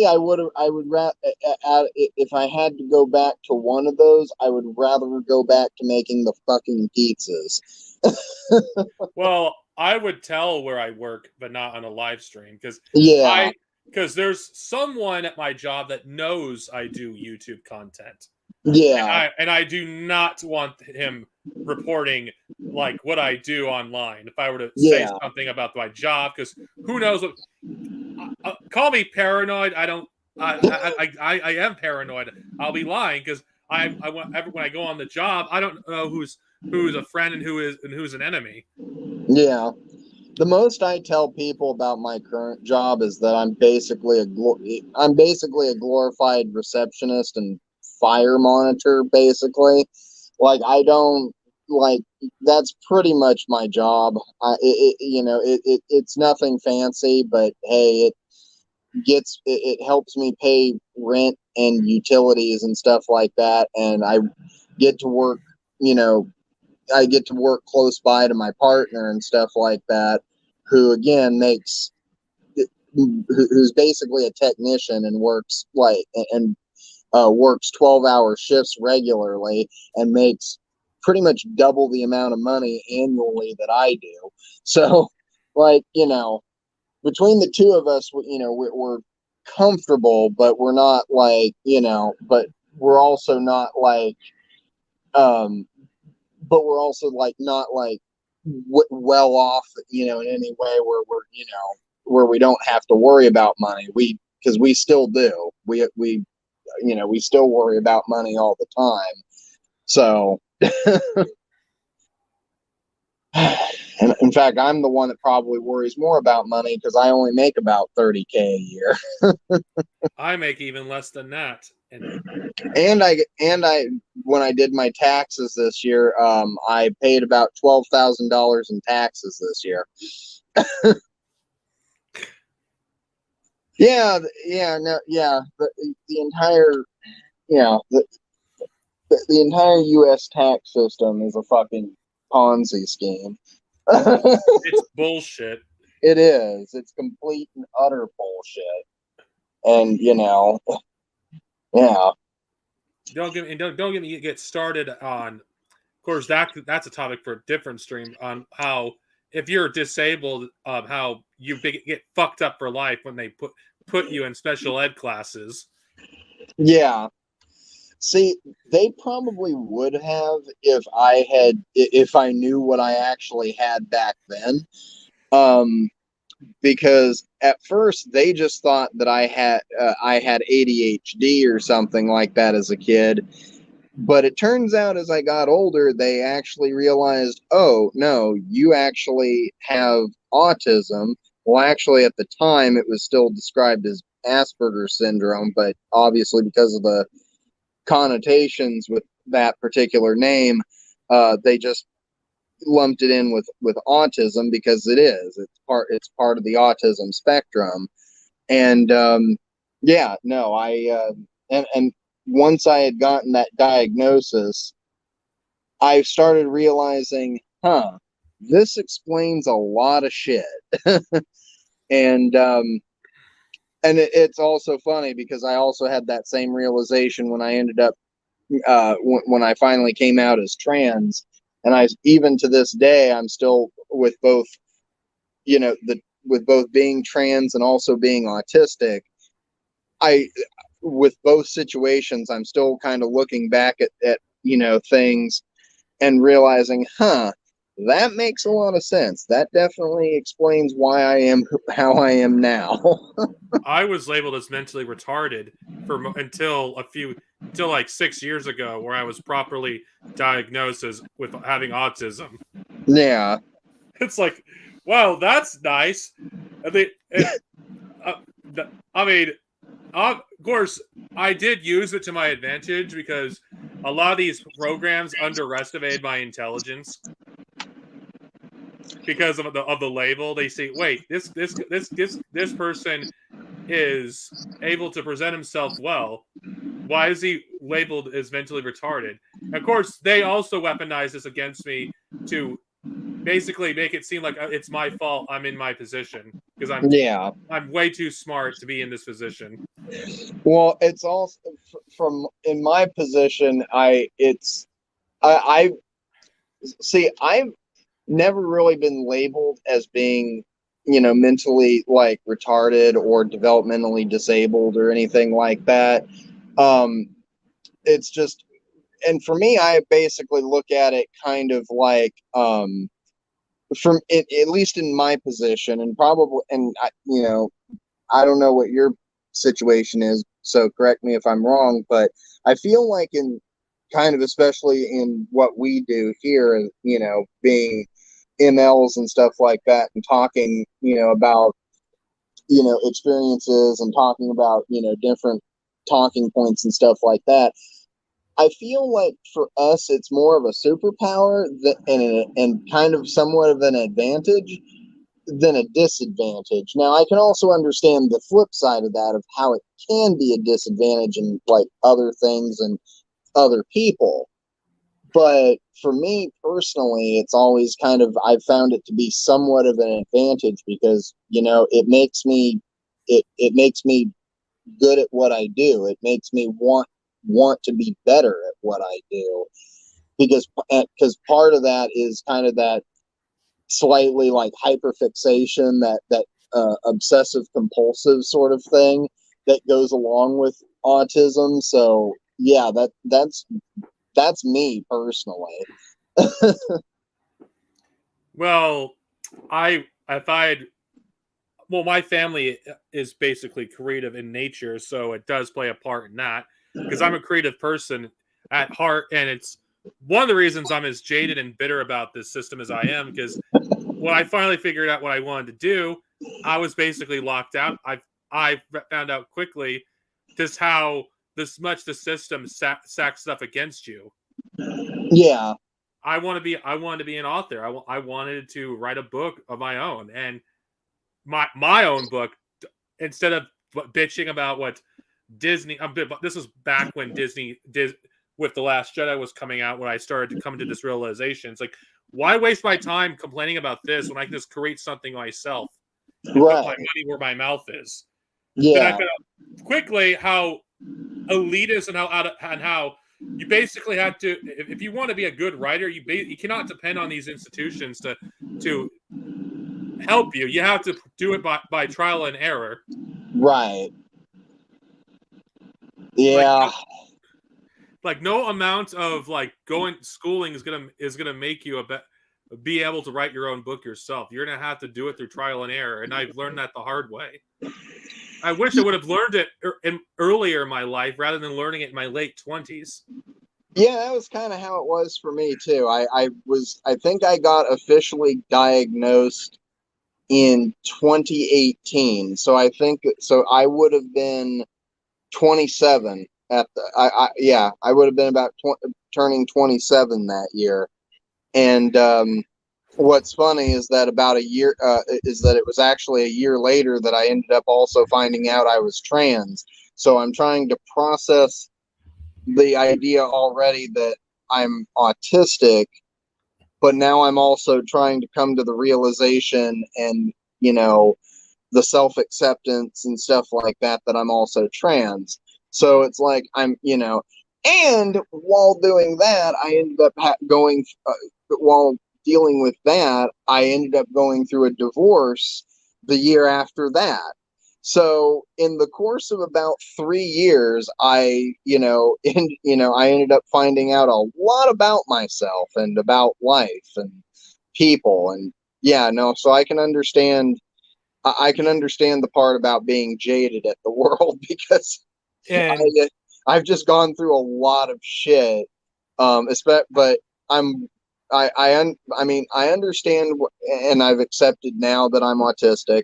I understand and accept a lot of, you know, that I'm trans, obviously, and I fully embrace both. And I've come to, you know, I've come to acceptance and learned to forgive, you know, the person that I was married to for 4 years.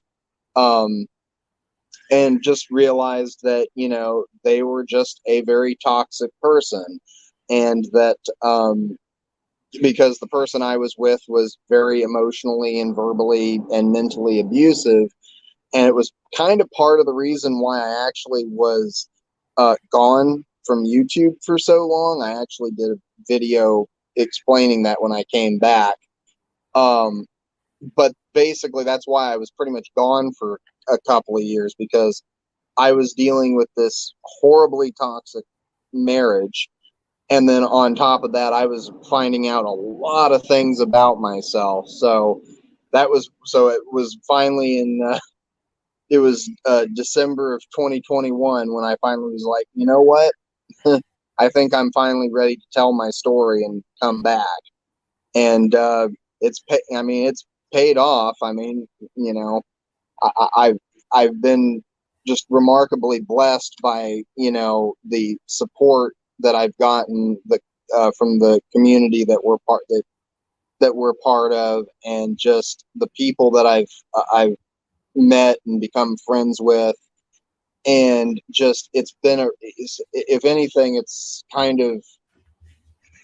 one of those things where it's like you really can overcome a lot of obstacles and stuff like that, and have a really better outlook, and it makes you a better person, and in our case can make our content even better, and it opens up a lot of doors down the line. So I mean, I definitely would not be doing streams with you or with Comrade Net, or probably even collaborating with Jason like 10 years ago, because 10 years ago I was just this little shit that had just got that had just started getting into Marxism and stuff like that, and was also just horribly confused and bitter. I mean, I'm still bitter at the world, but but the difference is I'm more self-aware of of who I am now than where I was way back then. So it's it's kind of remarkable, how far a person can come, and that. So yeah, I guess if anything, that's kind of a nice little positivity that can come out of this whole thing that I can share with people. Well, I was in many toxic groups. I think in 20 this, of course, this, if anyone who's watched my Star Wars content would know this well. Like in 2017 up until 2021, I was in various toxic groups. I'm not going to mention them all because we would be here all day. Yeah. Let's just say one of them, there were Star Wars groups. When I look about it in retrospect, I can't believe how many Nazis I interacted with on a regular basis in the Star Wars fandom. I'm talking when I look back on it. Yeah. And then I had Be Liberal. I met in early 2019.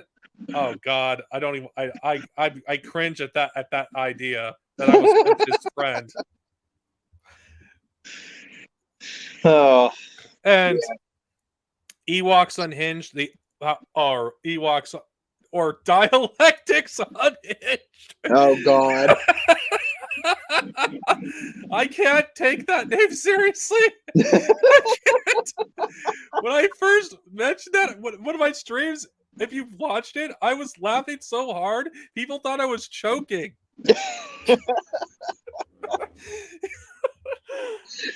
Oh God. But seriously, without, of course, be fair, without Ewoks Unhinged, I don't think I would have have any contact with Net, Danky, or Jason. Yeah.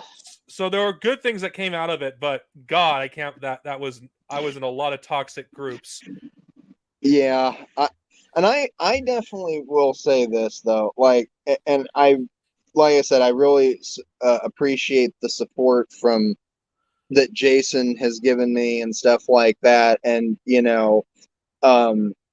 because in a lot of ways he was actually one of like the first Marxists that I had kind of come across on YouTube. So I was like pretty much watching him from like the beginning. So this was even like before I even became an ML, and I was actually watching and I was just watching his videos, and I would just sit there and I would watch them and I would listen, and I would just kind of be like, and of course back at the time I was like, I don't know about that exactly, but I guess I could kind of see where he's coming from.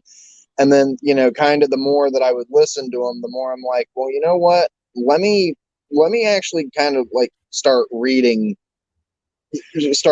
some stuff. And I did. And I was just, and the more that I started reading stuff like that and actually educating myself beyond just what I'm taught in U.S. propagandized schools, and just listening to Jason and other Marxists that I would come across, I was like, you know what? Yeah, no, fuck this system, fuck this shit. And so I and that was and eventually and I think it was about 2011 that it started finally clicking for me, and then I finally became an actual ML in about 2012. And so yeah, I've been following Jason pretty much from the beginning, since he's been on YouTube, and I've just been yeah. So at this point, I've probably been one of his longest like viewers and stuff like that, and the one that's actually, and one of the people that's kind of like one of the people that have actually like stood by him all this time. So and he's also kind of was the reason for kind of why I ended up starting to do a lot of political content and stuff like that. And I kind of was trying to hone my my abilities and stuff like that, kind of based off of kind of based off of the way that he formatted things. And obviously I was still very much an amateur at the time. I was and I was and I was not very comfortable talking in front of a camera back then. I mean, I'm still an awkward fuck, but that's beside the point. At least now I'm more confident in who I am, and I think a lot of that is because I've finally embraced who I truly was. And I think that has, if anything, been the biggest change that has come out of that. So, but I definitely, as far as where I've been, where I am now, and kind of the influence that I've had over the years, I do definitely owe a lot to Jason, he was definitely one of the Marxist YouTubers that I really looked up to the most, and who pretty much taught me, kind of introduced me really to what Marxism really was, and actually laid things out in a very digestible way that didn't make me feel like I was sitting in a college, like a college lecture. So yeah. The first Jason video I saw was his mailbags. I know that's probably gonna make him cringe, but I thought they were funny. I thought, because I was in my edgy atheist and Christian and conservative phase, and I just thought anybody that shitted on conservatives was funny to me. I know. It's funny too, because about a month or so ago in my Discord, we were having a conversation. Me and some of the comrades that are in my Discord, we were having we were kind of came up on that subject, and we were like, yeah, we kind of miss those mailbags and stuff like that. So yeah, Jason, if you've made it this far, make more damn mailbags. When he did one for Christmas, I was like, oh my god, I gotta watch this. I know. It was so funny. My first thought about it was like, it's back, baby, it's back. So yeah, Jason, make some more of those. We miss them. I could do it myself, but it wouldn't be the same. Same. I could literally take like all like the transphobic and other sort of like bullshit comments that I have, and I could probably make my own. but I'm like, there's only that was his thing from like the beginning, and I don't want to feel like I'm taking his thing, and it's also that whole thing that it's just like nobody can do Jason's thing quite like Jason. So Of course, it took me a while for me to consider communism, though. But I yeah, watched Jason because I didn't trust Fox News or CNN. I thought Alex Jones. I thought he was a joke. yeah, I certainly could, because all the stuff he's heard is like, is this guy an actor or is he an actual journalist? What the fuck is he doing? Like, I couldn't yeah. take him seriously. It's kind of like how Andy No is in Portland. It's like he's a journalist, but but he's not a very good one. He's basically he's a wannabe, is what he is. He pretends to want to be. He pretends to be a journalist. He writes articles that is that frankly I could probably wipe my ass with. So like not only that, it's just also the fact that Andy No is just a horrible human being that likes to sideline himself with fascists. So I cannot stand that guy. I mean, he is probably got to be one of the most despicable human beings in probably that happens to roam the streets of Portland, and I'm just yeah.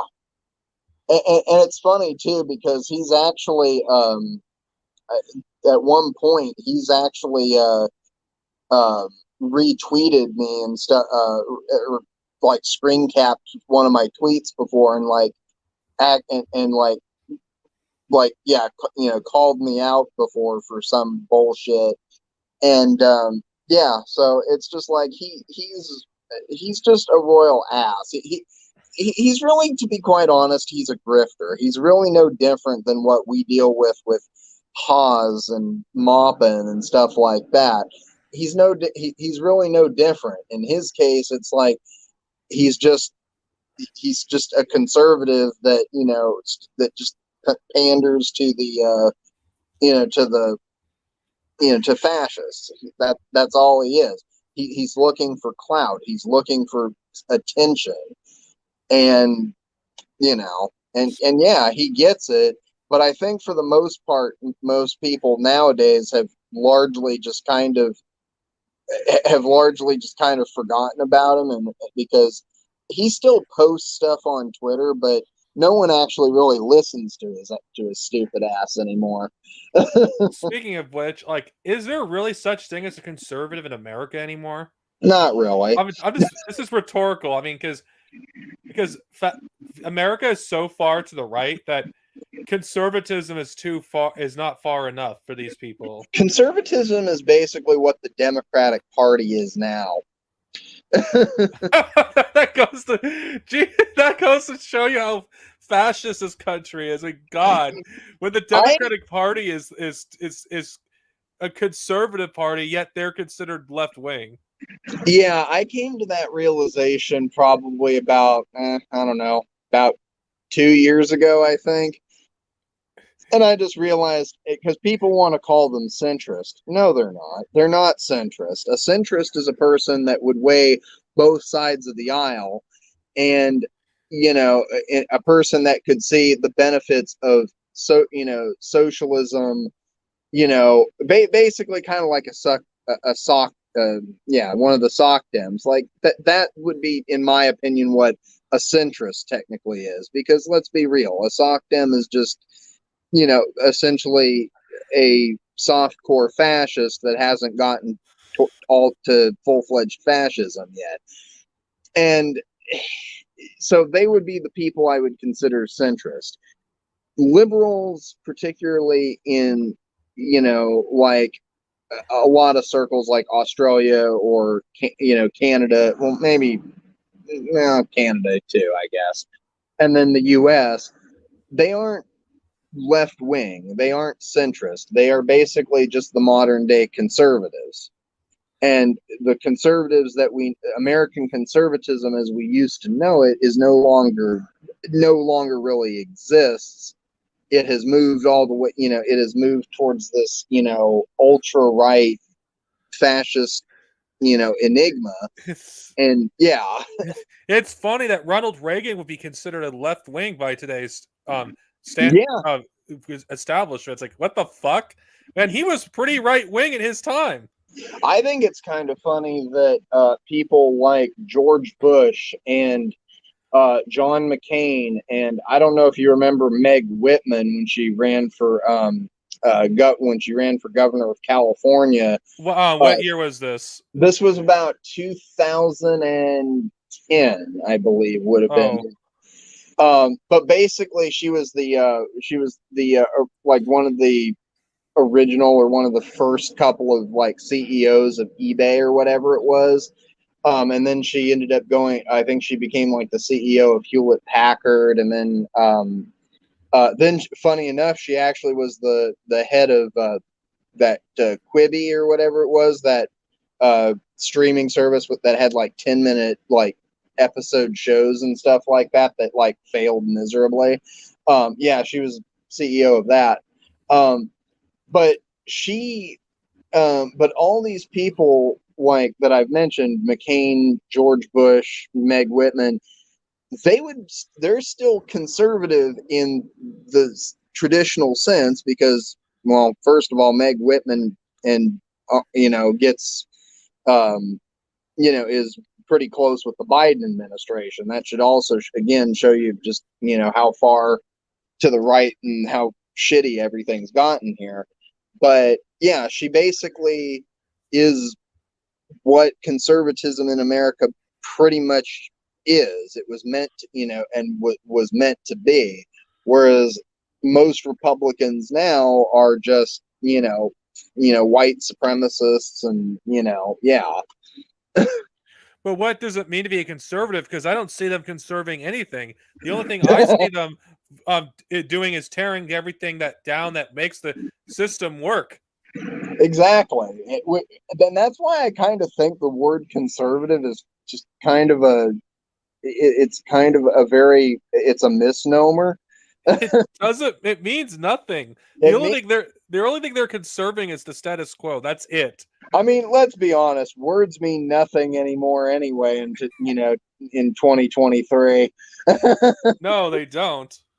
I mean, the fact that we have literal MAGA communists, like words mean nothing anymore. Like, holy crap. MAGA communism, when I first heard this, that's like, what the fuck? Is this a joke?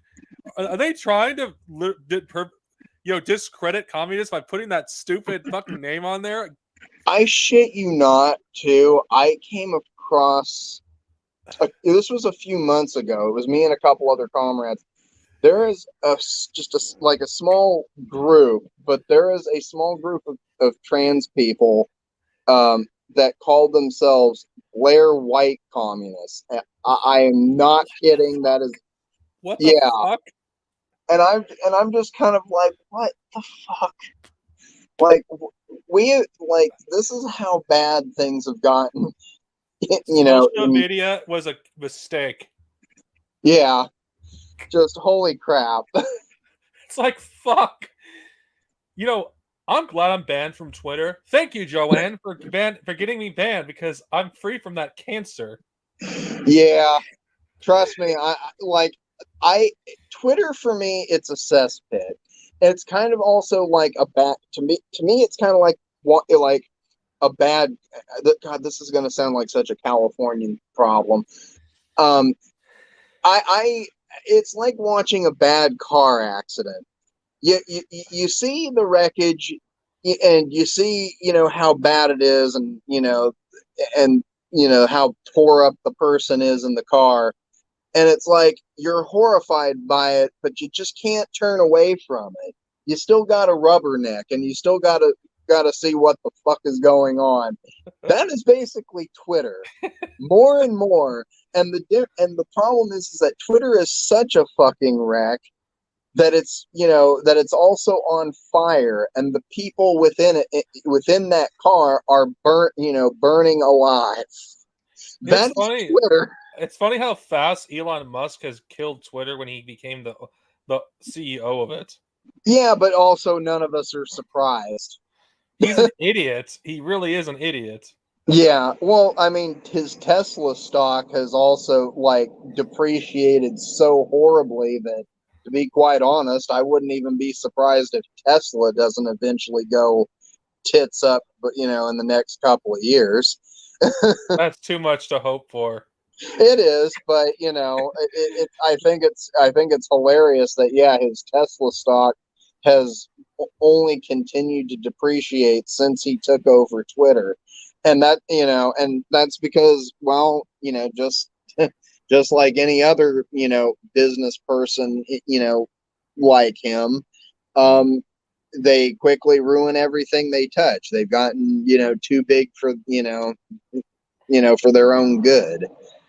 And it's I mean, it's like Bob Iger and his stupidity with trying to basically push Disney Plus onto Disney, the very service that's basically just bank robbing their company. They've lost hundreds of billions of dollars on that service alone. Yeah, well, it's also funny because Disney. So I actually went down this rabbit hole at one point because I was curious. And sometimes curiosity gets the better of me. And I found that Hulu is actually owned by Disney because Hulu is basically which makes sense because Hulu is where they put a lot of their 20th Century Fox and Fox Television and Adult Swim content and stuff like that. So so a lot of your so basically anything that was owned by Fox was pretty much put on the Hulu platform, especially once Disney took ownership of it. And so then I think that they were at one point they were planning on spinning off another streaming service or something like that, but I think they nixed that idea because they've been losing so much from the Disney Plus because, well, Bob Iger's an idiot. Well, he is. It's like, seriously, unless you are a fan of Star Wars and Marvel, you're not gonna fucking go for Disney Plus. And let's be real, both Marvel and Star Wars are not necessarily in a good place at this time. For me, the only other real thing that I like on there is occasionally I'll stream I'll stream the occasional Disney movie. I have a 9-year-old sister, almost, well, going on 10 at this point, and so for the first few years of her life, I was helping to raise that kid, and so things like Lilo and Stitch and Frozen were playing constantly on the TV. And so and I've kind of developed a bit of a soft spot, I guess, for those movies and stuff like that. And and kind of a little bit of an embarrassing thing is that I actually do have a 2-foot tall Olaf plush. And then somewhere around here, I think it might be back here. Yes, it is. I actually have the Fire Spirit plushie from the Frozen 2 movie. So I have a disease. Well, Disney's, I've heard, is going to remake that movie, and it's like I hear different things. I hear that they're going to reboot Frozen, or that they're going to make a third Frozen movie, in which supposedly the rumor is that they were going to have a third Frozen movie where they hinted at Elsa basically having very, very close relationship with another female character. So basically, the rumor mill was is that they were going to make essentially Elsa a lesbian, but I don't think that has taken off because very obviously Disney that won't would be, do it because Disney. yeah. Well, it would be considered too woke, for a lot of people, and and Disney, for yeah, despite certain positives, but also playing into many of the negatives, is that they still value is that they're still going to value their bottom line more than trying to be more progressive in their media. I mean, yeah, like, am I the only one that thinks that Star Wars has become regressive since Disney took yes, ownership it's of it? become my partner and I have had this discussion about how pretty much the only one that was really good was probably fuck, what was there was the Force Awakens, and then there was what was the second one called? You mean the Last Jedi, the least bad one? Yeah, that one. And then, of course, then they had the Rise of Skywalker. And see, they could have easily just made one long film, like a 2.5, even 3-hour Star Wars film, to basically tie everything that they did in those 3 movies together. They could have done that in one movie. But no, George Lucas sold his soul to Disney, and then they made 2 out of 3 of those films. They made one good one. And no disrespect to the original series or anything like that, but the best one, in my opinion, from the original series was The Empire Strikes Back. And my favorite and personally, I think the only good one from the prequel trilogy was Revenge of the Sith. So, like, that's Revenge of the Sith is my favorite Star Wars movie of all time. I will die on that hill. So there is a lot of things growing up that I look back on now and realize, that explains a lot. And one of those things is the fact that that when I was, probably about, I think Revenge of the Sith came out when I was about, I think it was about 2004 or 5 or so when that came out. So I think I was about probably in middle school. And, it was one of those things where I realized when I saw Hayden Christensen in those movies, I'm like, you know what? Maybe I'm not completely straight.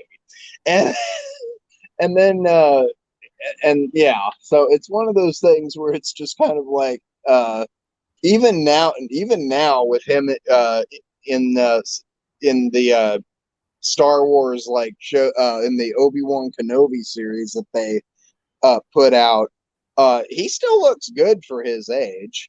I don't think Kenobi is as bad as people say it is, and it was a lot better than people give it credit for. I actually thoroughly enjoyed that one. That I can't, The Mandalorians is pretty.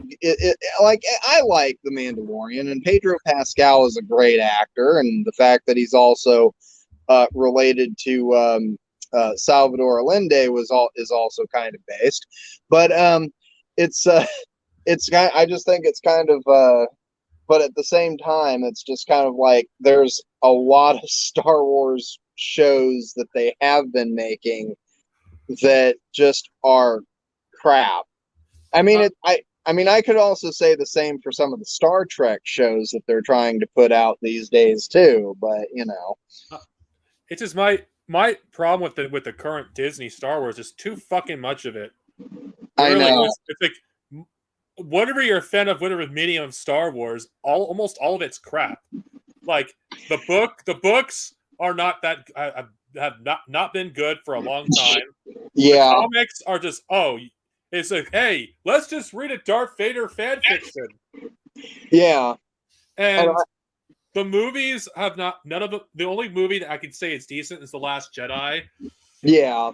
And the Disney Plus shows, it would have been so much better if he just like had just let these one or two shows out at a time instead of having a bunch of them. Yeah. Honestly, to be quite honest with you, yeah, the last of the Skywalker saga that they put out, the last 3 movies, either they could have done it in one whole movie, or they could have just made that an actual like 10 episode like mini series or something like that, or even 6 episode mini series like they did with Kenobi. I don't think you could have done a good follow up to Return of the Jedi. I just think it's impossible because let's be honest, you have before the sequels came out, you had decades of books and comics that took place after those films. It was an impossible task to fulfill because you by default you have better stories in the books. So what the fuck do you follow up on? Like don't get me wrong, I'm glad that they did the prequel series and stuff like that to actually, kind of like, show where, how Anakin became, Darth Vader and everything like that.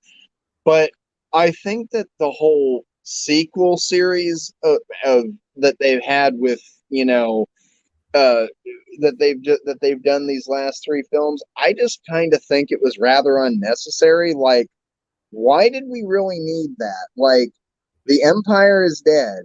It's like, do we really need to because to me, all it really feels is like, it just feels like it's like it was recycled, basically. It was almost like a shitty reboot. You want to know if I rewrote the sequels, I would basically have the reemergence of fascism be the main theme of the first film.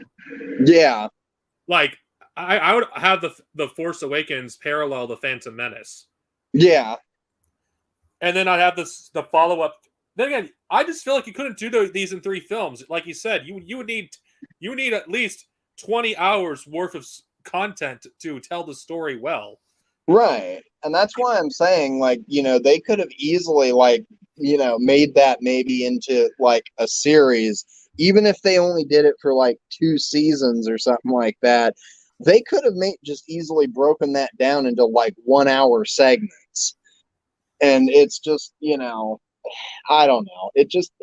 To me, the way that they did that, it's typical of Disney. They did it because they're cheap. And I think I might address this more in depth, probably in a separate video. But I was going to say this: the 3 new movies they've announced. The only one I think it's going to happen is Dave Filoni's. The other 2, I have great skepticism considering Disney's track record since they bought the franchise. Like, how many Star Wars films have been canceled? People don't seem to forget that Boba Fett's movie was going to happen. It was canceled. The Kenobi series was going to be a movie. It was canned as well. Honestly, though, I mean, at the end of the day, we still got a pretty good product out of the Kenobi series, because I don't know how well that would have actually done as an actual film. Well, I'm not saying that as a criticism, by the way. I'm just saying that a lot of these shows, like, either they're like, I don't trust it unless I see a trailer. Yeah. It's like, okay, there's a follow-up film that's going to focus on Rey. Do we really want to fucking see Rey train a new generation of Jedi? Because I'm sorry, that story has already been told. It's been told through Luke with over 20 books, like in the 90s. I don't want that story told again. And that's why I say it feels cheap. It feels recycled. It's just, you're basically it's essentially a reboot. Just have her be a Jedi Master already, and have her just introduce new characters. We don't need to see her rebuild the damn thing. I don't care to see that. Yeah, we don't need to see a rump state galactic empire. We don't need fighting against essentially the alliance, which we already saw that. That was literally the whole premise of, the original trilogy. So it's like, so yeah, it felt, in a lot of ways, it was just, to me, it feels like they were just trying to put out a couple extra films to, keep milking that money out of people. And essentially that's kind of what they're doing with the entire franchise now, because Disney bought it out and they saw dollar signs and they're like, hey, how can we milk as much money out of this as possible? Oh, let's just, basically keep, saturate, the viewers with, with more Star Wars content. It's just like, at this point, they've basically taken it and they've ruined it, which we pretty much expected. Well, I saw this coming a mile away when the first few years they had the franchise. What did they do? They got rid of Lucas Arts. They canceled a highly anticipated game that was finished in Star Wars 1313. Yeah. They shit-canned Clone Wars. It did eventually get brought back. It doesn't change the fact it was popular. It got canceled. Yeah. They shit-canned the EU, which in retrospect I'm glad they did, because God knows what the kind of stories we have now in Star Wars. I'm glad those are not part of the EU. Yeah. I knew as soon as I had first heard that Disney was buying Lucasfilm, I was like, well, it's like, it's kind of like, there goes the neighborhood, and it's really sad because the Lucas Ranch, I grew up in the Bay Area of Northern California, so Lucasfilm was one of those companies that was located not too far away. Lucas Ranch was, was located, is also located in the San Francisco Bay Area. And so basically, everything about the entire Star Wars franchise was essentially born out of this, this studio in, the Bay Area. And it's one of those things where it's just like, then this fucking company, big conglomeration comes along and buys it, and they completely ruined, the integrity that franchise and that studio was all about. And, no disrespect to Lucas, I still love his films. I mean, hell, I even, one of my favorite films, honestly, that he put out, was THX 1138. That one was a wonderful fucking film. And just because it basically was, it was basically kind of like 1984, but in a lot of ways it was like, it's the way that George Lucas took kind of like the idea of dystopia and stuff like that, and he added his own, science fiction elements to it. That was great. And the great part about it too was that was actually his one of his like major film projects when he was going to USC. So he actually made that still while he was in college. Interesting. I have to see that. Yeah, if you can find it somewhere, I mean, you'll probably have to pay for it, but because whatever. But yeah, THX 1138. That one was I've seen that a couple of times, and honestly, I probably have to put it up there in kind of in my bracket of like favorite films that I've watched, because it was pretty good. It's also kind of in a way somewhat tragic too.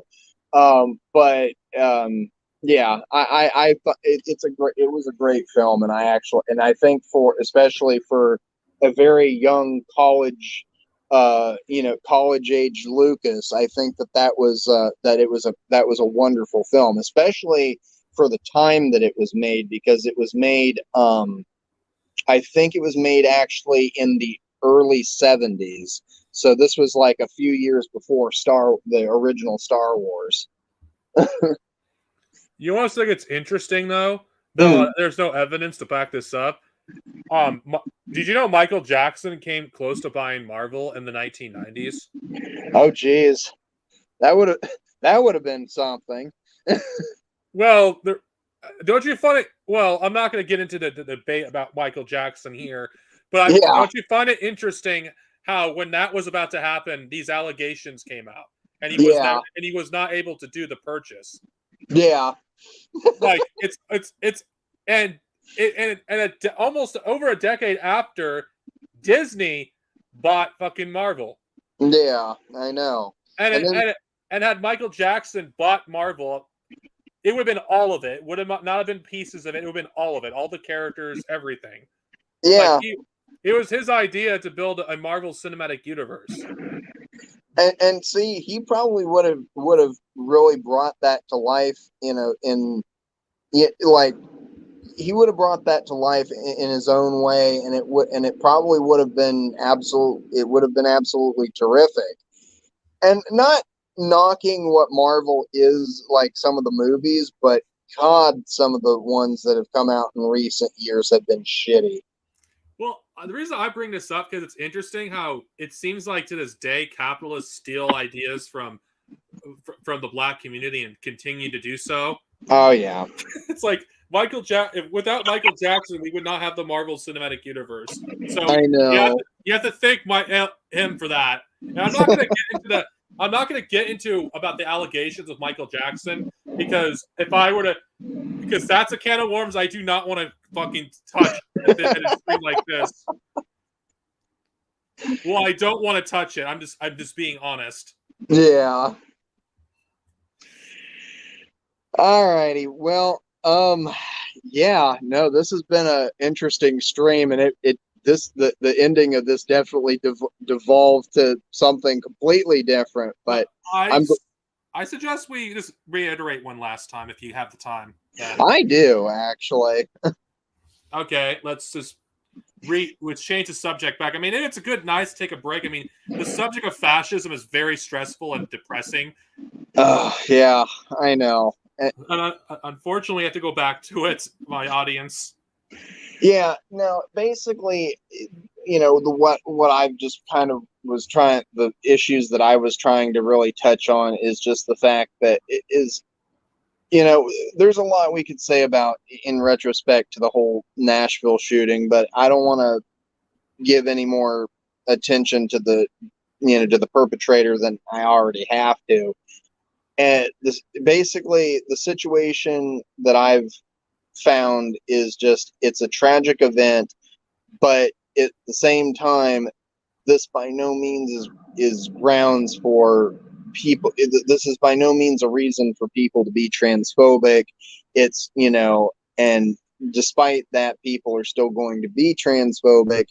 So the people that, keep, lobbying about, we need to get rid of the guns. No, we need to do the exact opposite. We need to actually arm ourselves and actually learn how to shoot and defend ourselves, because because this is a real threat, and all that gun control is going to do is play right into the hands of the fascists. That plain and simple. That and it's just that whole liberal concept of getting rid of the guns will make us safer. No, quite the opposite. It's actually going to make things a lot worse for maybe not white people, but it's going to especially cis-het white people, but it's definitely going to make it harder for trans people, for gay people, for people of color, for indigenous people. So it's going to make things a lot worse, and at the end of the day, that's kind of the point that they're trying to get to, because as much as liberals want to say that they are allies, or that they're people for social justice and stuff like that, like they actually really give a shit. They benefit from, the status quo. They benefit from, white supremacy. And so why would they want to give up that, those benefits, that position of power when they benefit from it, especially if it means profit for them. So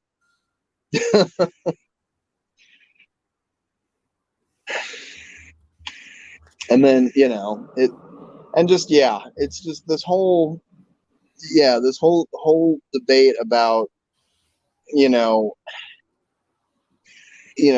like, it's crazy.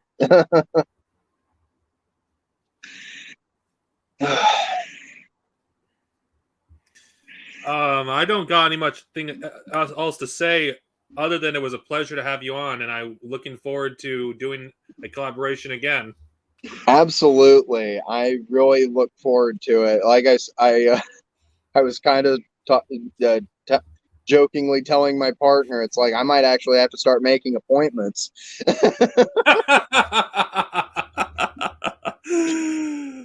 Oh, shit. But yeah, no, it was great being on, and I hope everybody loved it.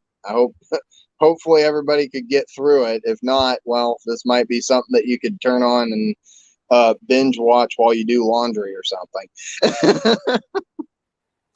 Yes, it has a bunch of topics. We may go off subject towards the end, but then again, we have a stream that's going on for almost 3 hours. That's bound to happen.